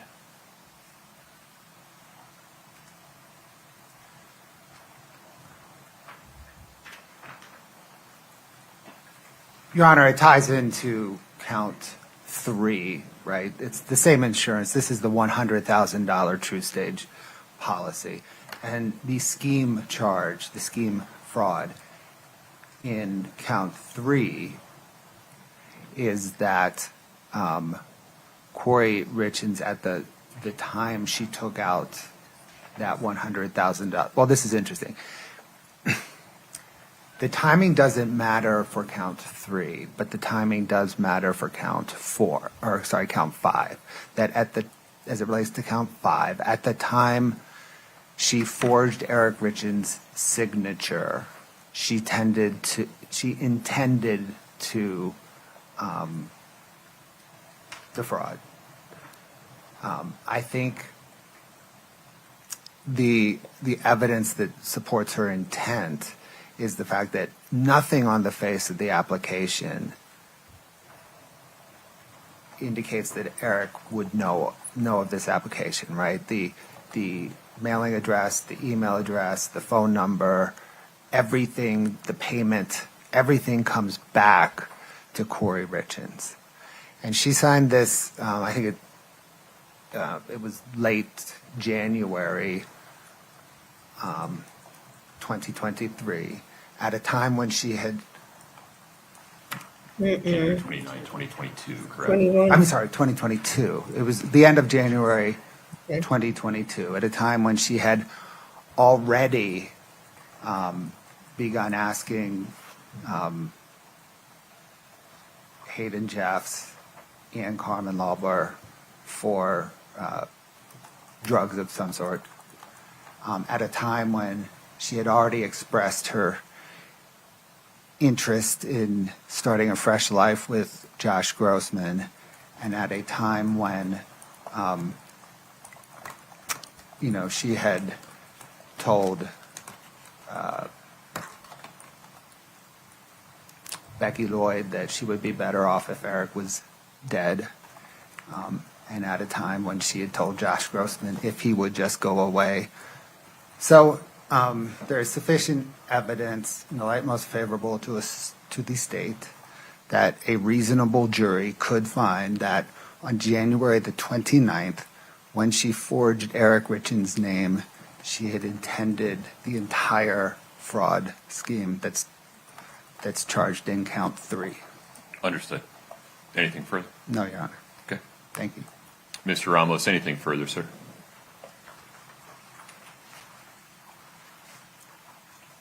Just briefly, this is, of course, if Mr. Bloodworth wants to respond to this. I did neglect in my argument initially as to count 2, the testimony regarding the joking nature conversation that Ms. Stakings had that she testified to with both Ms. Richins and Mr. Eric Richins. Of course, Your Honor heard that, so I would just add that for the record. Understood. Thank you. Thank you. Mr. Bloodworth, anything further? No, Your Honor. All right, folks. I appreciate the argument. This is an important motion. Let me just take 5 minutes to collect my thoughts, and I'll give you a ruling. We'll be in recess until 5 of noon. Thank you. All right. I had a question in the chat whether this is a routine motion. Yes, the motion for a directed verdict at the end of the state's case is a routine motion. Very, very rarely granted because, as you heard the judge say, for this motion, the judge is supposed to look at all evidence in the light most favorable to the state and all inferences from the evidence in the light most favorable to the state. So doing that, I mean, it's not what you would say on balance in the arguments, that you assume everything that the state produced and every inference that you could draw from it, the judge is supposed to use in deciding the motion. The state didn't. I'll get to this one. Stacey Dobb, don't let that go because let me finish this and then I'll read that. The state said we'll argue more on the counts, but we'll defer, to what the judge needs. And the only question he had was with regard to the intent to defraud when Kouri signed Eric's name on that insurance policy. Okay, so Stacey Dobb, does the prosecutor not object to the defense testifying or commenting during questions because he thinks it is irritating to the jury? I assume that's what's going on because it's extraordinary to me the extent to which the defense has commented, inserted, that's right. Early on, Nestor said, yeah, that was exactly the answer I wanted or something close to it. I've never heard anything like it in a trial. So I'm assuming that the prosecutor isn't objecting because he didn't want to irritate the jury. But having said that, the prosecutor could go sidebar with the judge and say all these comments are inappropriate. I'd like you to instruct the defense not to do it. He didn't have to do it in front of the jury, and he didn't. So I suppose there's an outside chance that in Utah it's okay. I can't believe it, but so I don't have a better answer than that, Stacey Dow. Okay, let me see. Here's another one. This is Dana Smarty. Will they eventually question Kouri? Only if Kouri takes the stand. If Kouri takes the stand, then the prosecutor will have the opportunity to question her on cross. Okay. Let me see if I've got any questions over here. I'm not seeing any, I think. Okay. Oh, okay. Thank you. You're doing it from both channels. Thanks. So I don't have to keep looking at this phone. Any other questions? He's going to come back. I wonder why the judge needs time to think. Well, he needs time to think a little about the argument. I think there is a little more merit to this motion than in a lot of cases, so I think he wants to think about it. I think he may want to think about how he's going to frame his holding on this, although I'm pretty sure he had most of this written out already. And he may want to review just to be sure that what he thought initially before the motion was made and the argument was had, that he still thinks it and he hasn't been persuaded by anything the defense said. They have thought this with every trial as a grounds for ineffective counsel. Let me say this again. I do not think that there are any grounds for ineffective assistance of counsel based on what the defense lawyers have done. I don't even think it's close to grounds for ineffective assistance of counsel, frankly. The two lawyers may annoy you. You may think they're repetitive. You may think that they continue to push that they should be a little more prepared, that they shouldn't make their argument in general terms, that they're not laying foundation consistently, but none of that comes close to ineffective assistance of counsel. Okay, Weaving Moss, thank you. Do you think he will deny what they presented? I do, but we will see. Any other questions? He said 5 minutes. Let's see. Closing today? No. The defense rested. The state rested, but now we've got the defense said they want 30 minutes with Kouri Richins, and they said they're putting on a case. Will the financial charges be a separate trial? Will that be jail time too? Yes, the financial charges, and they're about, 24, 26. There are quite a few of them, are already the subject of an indictment.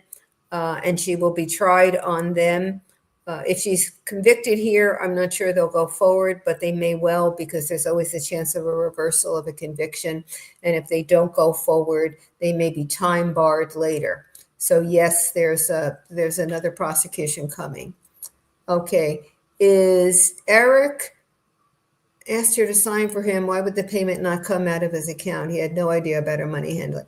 The state may have referred to that in submissions they made before this. Remember, the prosecutor didn't make any argument on really any of it except the some evidence with regard to Eric having given her permission to do it. So you made a good point. He could have argued that also. There are probably other things in the facts he could have argued. Have I ever seen a judge approve a motion for directed verdict?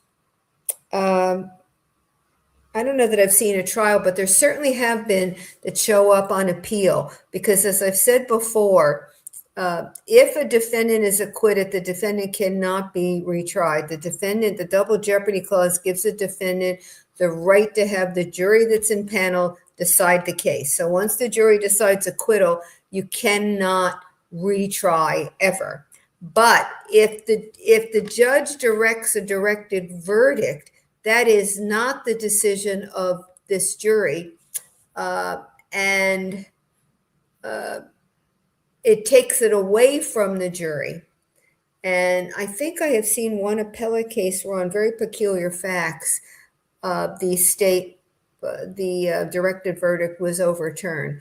There is a case in which there was a directed verdict granted, and in a case in which there was the defendant was being charged with tax fraud, and there were other witnesses who were going to testify, and they might have been in jeopardy of prosecution. And the judge asked them, "Have you been advised by a lawyer?" They said yes. The judge said, "I'm not sure I believe you.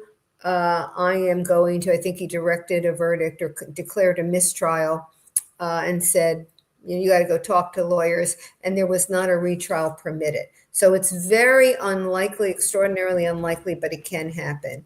Do I think the state has proven the case beyond a reasonable doubt? You have to wait until the defense puts on its case, because the defense case may actually help the prosecution. Okay. I think we're back on the record in case 231-500-139. Counsel for the state are present, counsel for defendant and the defendant are present. The issue before the court is defendant's motion for a directed verdict, seeking dismissal of counts 1 through 5 in the operative information.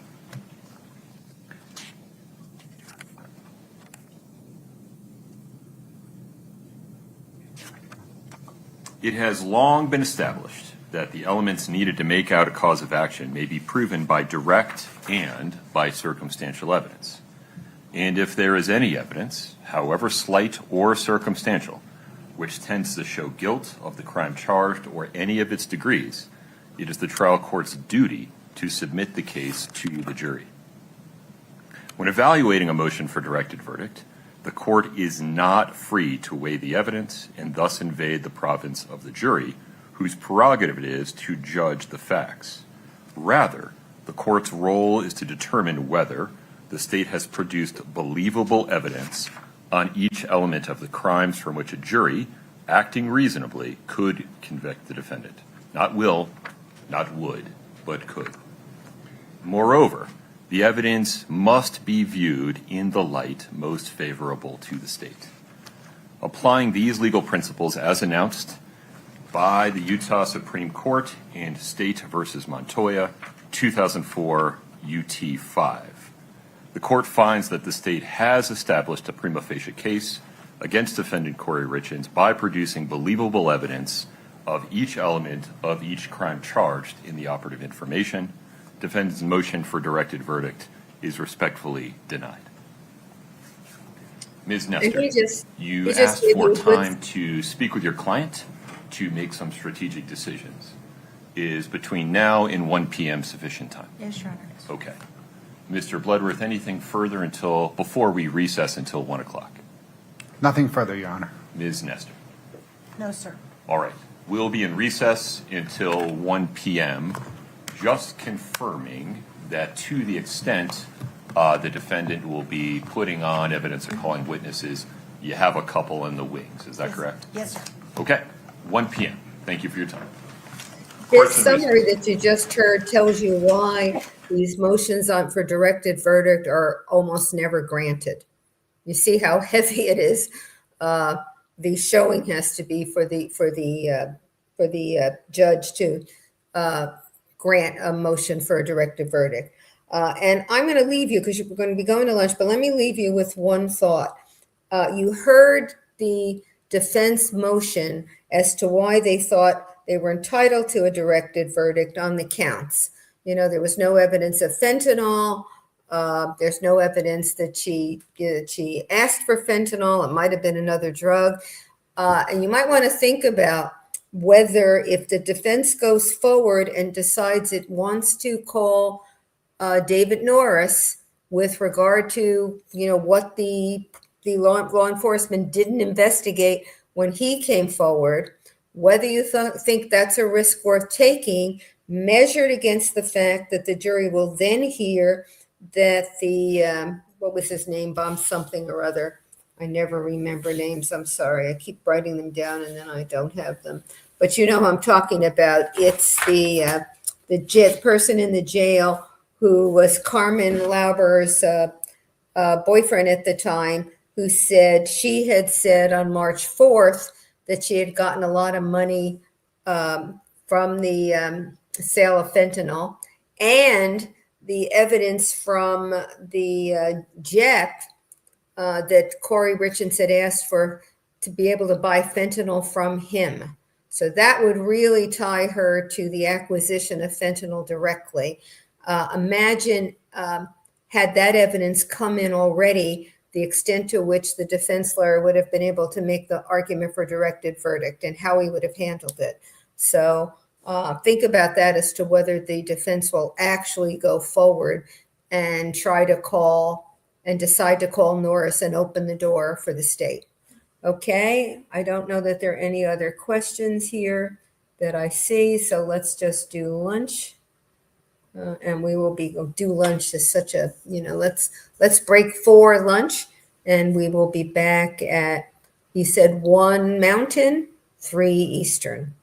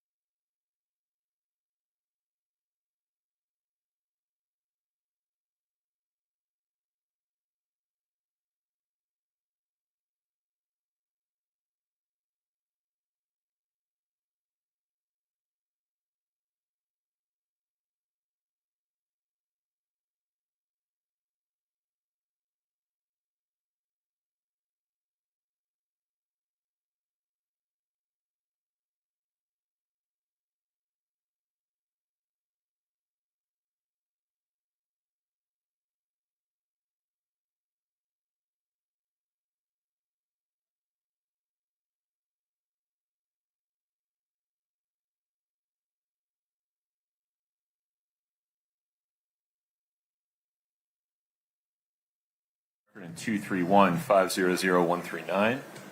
State's counsel and defense counsel are present. Ms. Richins is present.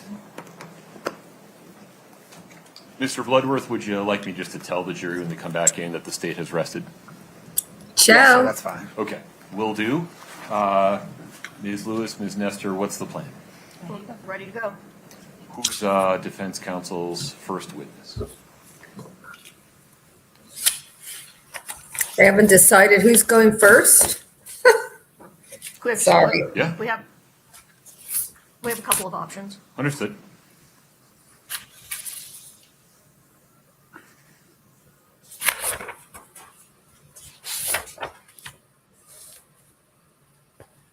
I'm glad they have a couple of options. I wish they had decided.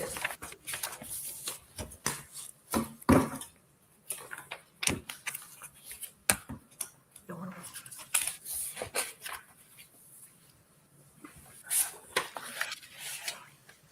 I don't know why they haven't.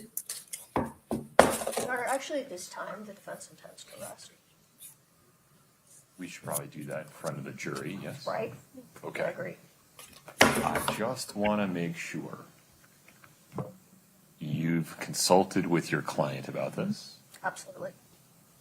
Is now an appropriate time to get a waiver of Ms. Richins' right to testify on the record? Yes. Yes, you can. There you Okay. go. I knew it. You've consulted with Ms. Richins about her, or advised Ms. Richins about her right to testify, correct? At length. Okay. Ms. Richins, may I ask you 2 direct questions? Yes. Do you understand that you have the right to testify at trial? Yes, I do. Are you following your attorney's advice and waiving your right to testify at trial? Yes, I am. I accept your waiver. I find it's knowing and voluntary. Okay, thank Well, you. that was short. Anything further on the record, Ms. Lewis? No, Your Honor. Mr. Bloodworth, how would you propose we proceed from here for the rest of today? So let me backtrack a little bit on your earlier question. I think I should then rest in front of the jury. Understood. The defense can then rest in front of the jury. I think then for the rest of today, and I propose tomorrow, the court recess, and that we begin, the parties can work on jury instructions perhaps today or tomorrow, but then we instruct and close on Monday. My face is not telegraphing any opinion one way or the other. I'm just waiting for a response. I don't think we have a problem with that. I thought, we were thinking it might make sense to get the jury instruction conference out of the way, and then, I agree with you. May we do it tomorrow? Give the counsel, both sides, a chance to talk to each other about any additional instructions you think might be necessary, narrow any differences or discuss any differences you have regarding any of those, and we can have that conference tomorrow. yeah, yes, that's fine. Okay. So we'll talk about scheduling about that. Just want to make sure we're all comfortable with the jury being out in the wild between now and Monday morning. Yes? Yes. Yes, sir. Okay. Okay. So we're done. Are we ready for the jury? Closings Mr. on Bloodworth? Monday, Yes, sir. hopefully. Ms. Lewis? Yes, sir. Okay.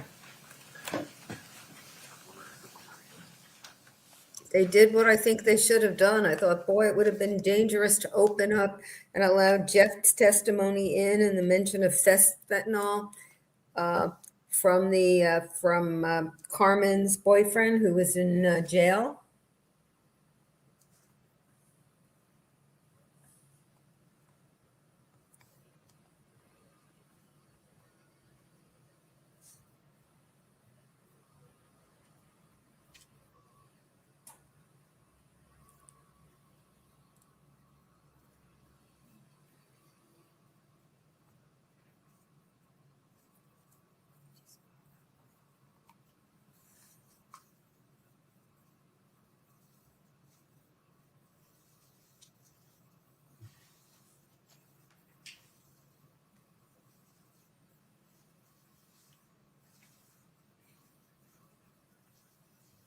So they think they're in as good a shape as they're going to be in. I knew they weren't going to let Kouri testify, and they have decided that better not to put on any witnesses and open up cross-examination that might have helped the state.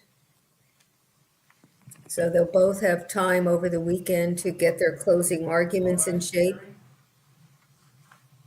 We'll find out if the judge will put a time limit on the closings.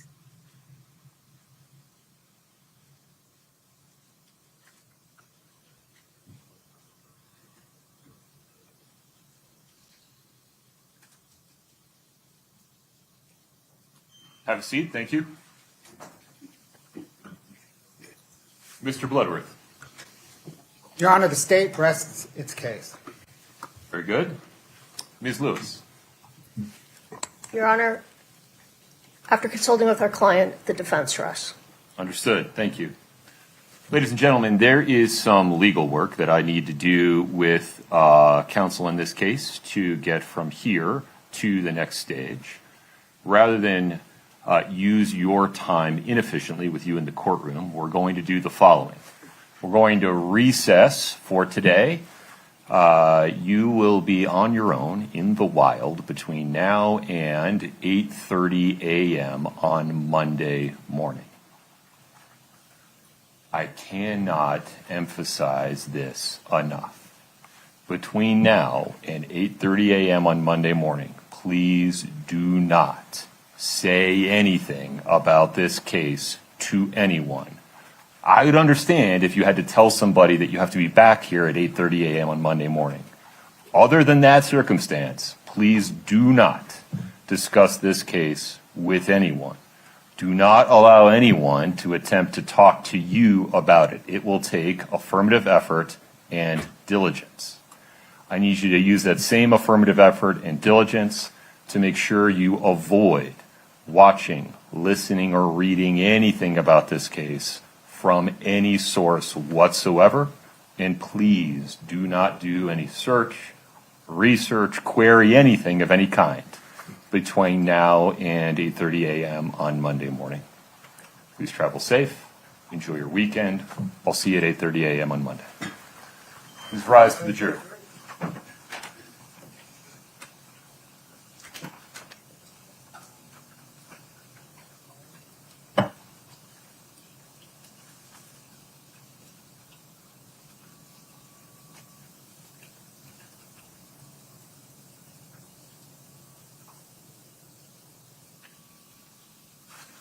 All right, folks, have a seat.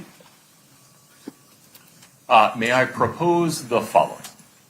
That counsel have an email exchange or a phone call, say 4 p.m.-ish today, about the state of the jury instructions and whether you think there need to be any additions or amendments. And then, to the extent there are, please send me an email or file something in the docket and let me know that you did. And then what time would you like to get together to talk about the instructions one by one tomorrow? 9:30. Do you want to do it a little later just so I have time to look at whatever happens? You suggest? Late as possible. Want to do it at 1? Yes. Sure. Mr. Bloodworth? Sure, sir. All right. So you're all at least going to compare notes by the end of the day today. And if you file anything additional, you'll let me know by email. And I'll plan on being back on the record with you all 1 p.m. tomorrow. Mr. Bloodworth, anything else today? No, Your Honor. Ms. Lewis? Okay. Ms. Richins, 1 p.m. tomorrow. The court is in recess. Thank you. All right. Okay, we are done. So it will be tomorrow at 3 p.m. Eastern Time to go over jury instructions for those of you who are interested in hearing jury instructions and anything else that might come up. And in this trial, who knows, the defense may have thought of something else between today and tomorrow at 3 Eastern Time. And then Monday will be closing arguments and the case will be submitted to the jury. Wow.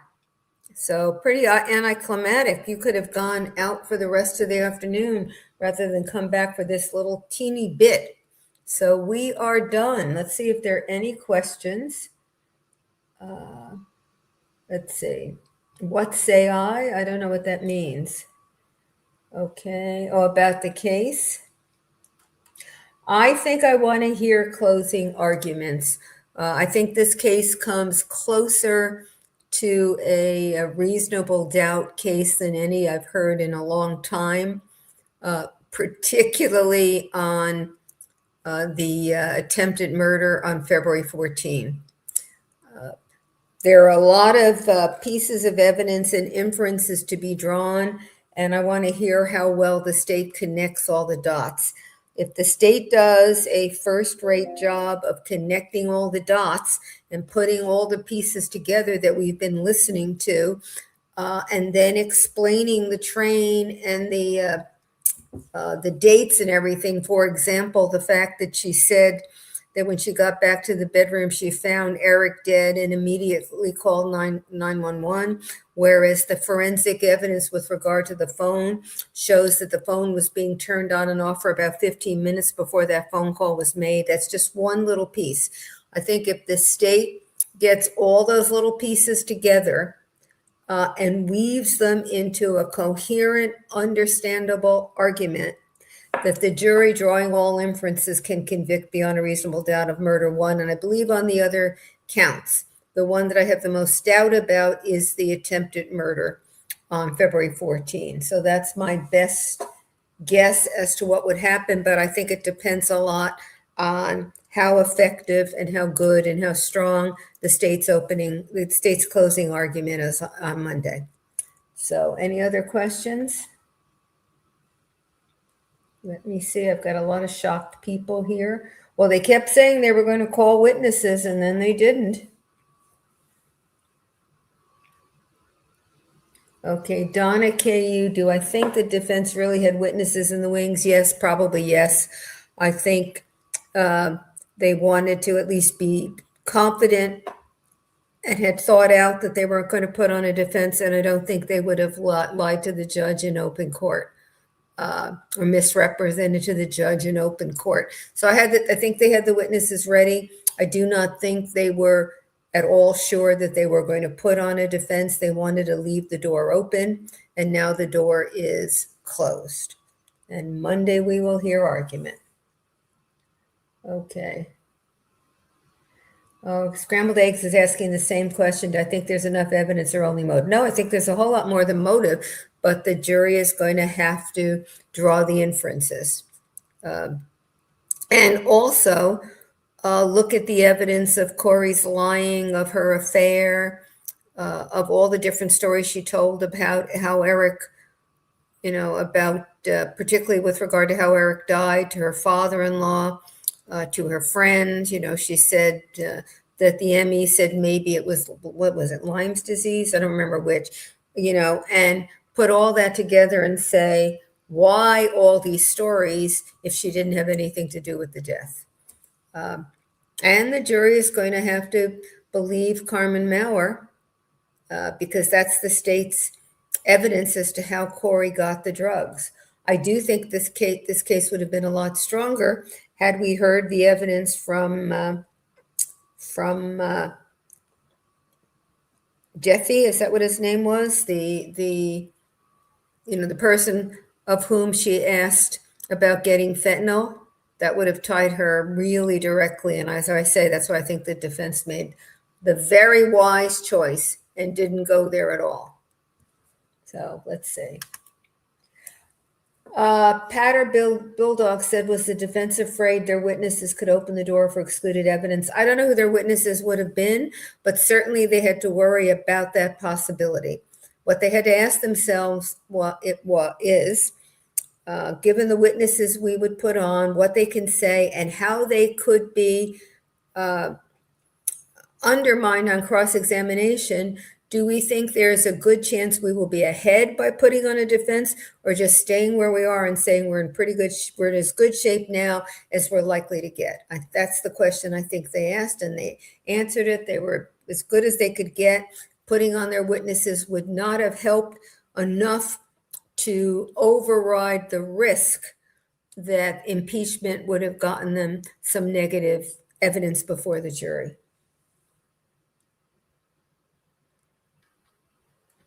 All right. Can they come in tomorrow and change their mind? Theoretically, yes, but I don't think that's going to happen. And the state, you mean the defense? Theoretically, yes, but I don't think that will happen. Doesn't the state have to rest in front of the jury? No, but he did. He said the state rests once the jury was in there. And then the defense got up and said, after consultation with our client, the defense rests. But it's not necessary. The state rests, the defense starts. It's just easier for the jury to follow if the state rests in front of the jury. Had the prosecutor not done that, the judge would have instructed the jury that the state rested. Okay, bless your heart thinks there's going to be a quick conviction. Okay, let's see. RV Reddy thinks it will be a hung jury. Nate Easton, who's I think he was in the courtroom, is giving reactions. So we will see. And here's that question again. Can she change her mind? Theoretically, yes. She can change her mind. Okay. Okay. So there we are. It doesn't look like you have any more questions. I guess I will say ciao a tutti. I hope Joel's doctor's appointment on his knee went well. I don't know if he's doing a show tonight. If the COE is here, she may want to chime in and let us know whether there's going to be a show tonight. I don't know. I haven't seen anything, but you might check this channel and see if he's doing a show tonight. And I am going to think about whether I want to do something since we ended so early, but I'm not sure either. So anyway, it looks like that's everything. Unless I see another question here, I'm going to say so long. Certainly for surviving the survivor who did the heavy lifting on getting this, getting into the court link and allowed me and Prof. Joe Explains to join, and to all the people in the chat of SDS and of Prof. Joe Explains. And we'll see you maybe tomorrow at 3 if you want to. 3 Eastern time, if you want to hear the conference on jury instructions, or if not, he said 8:30 on Monday. I think he'll probably confirm that tomorrow. Bye.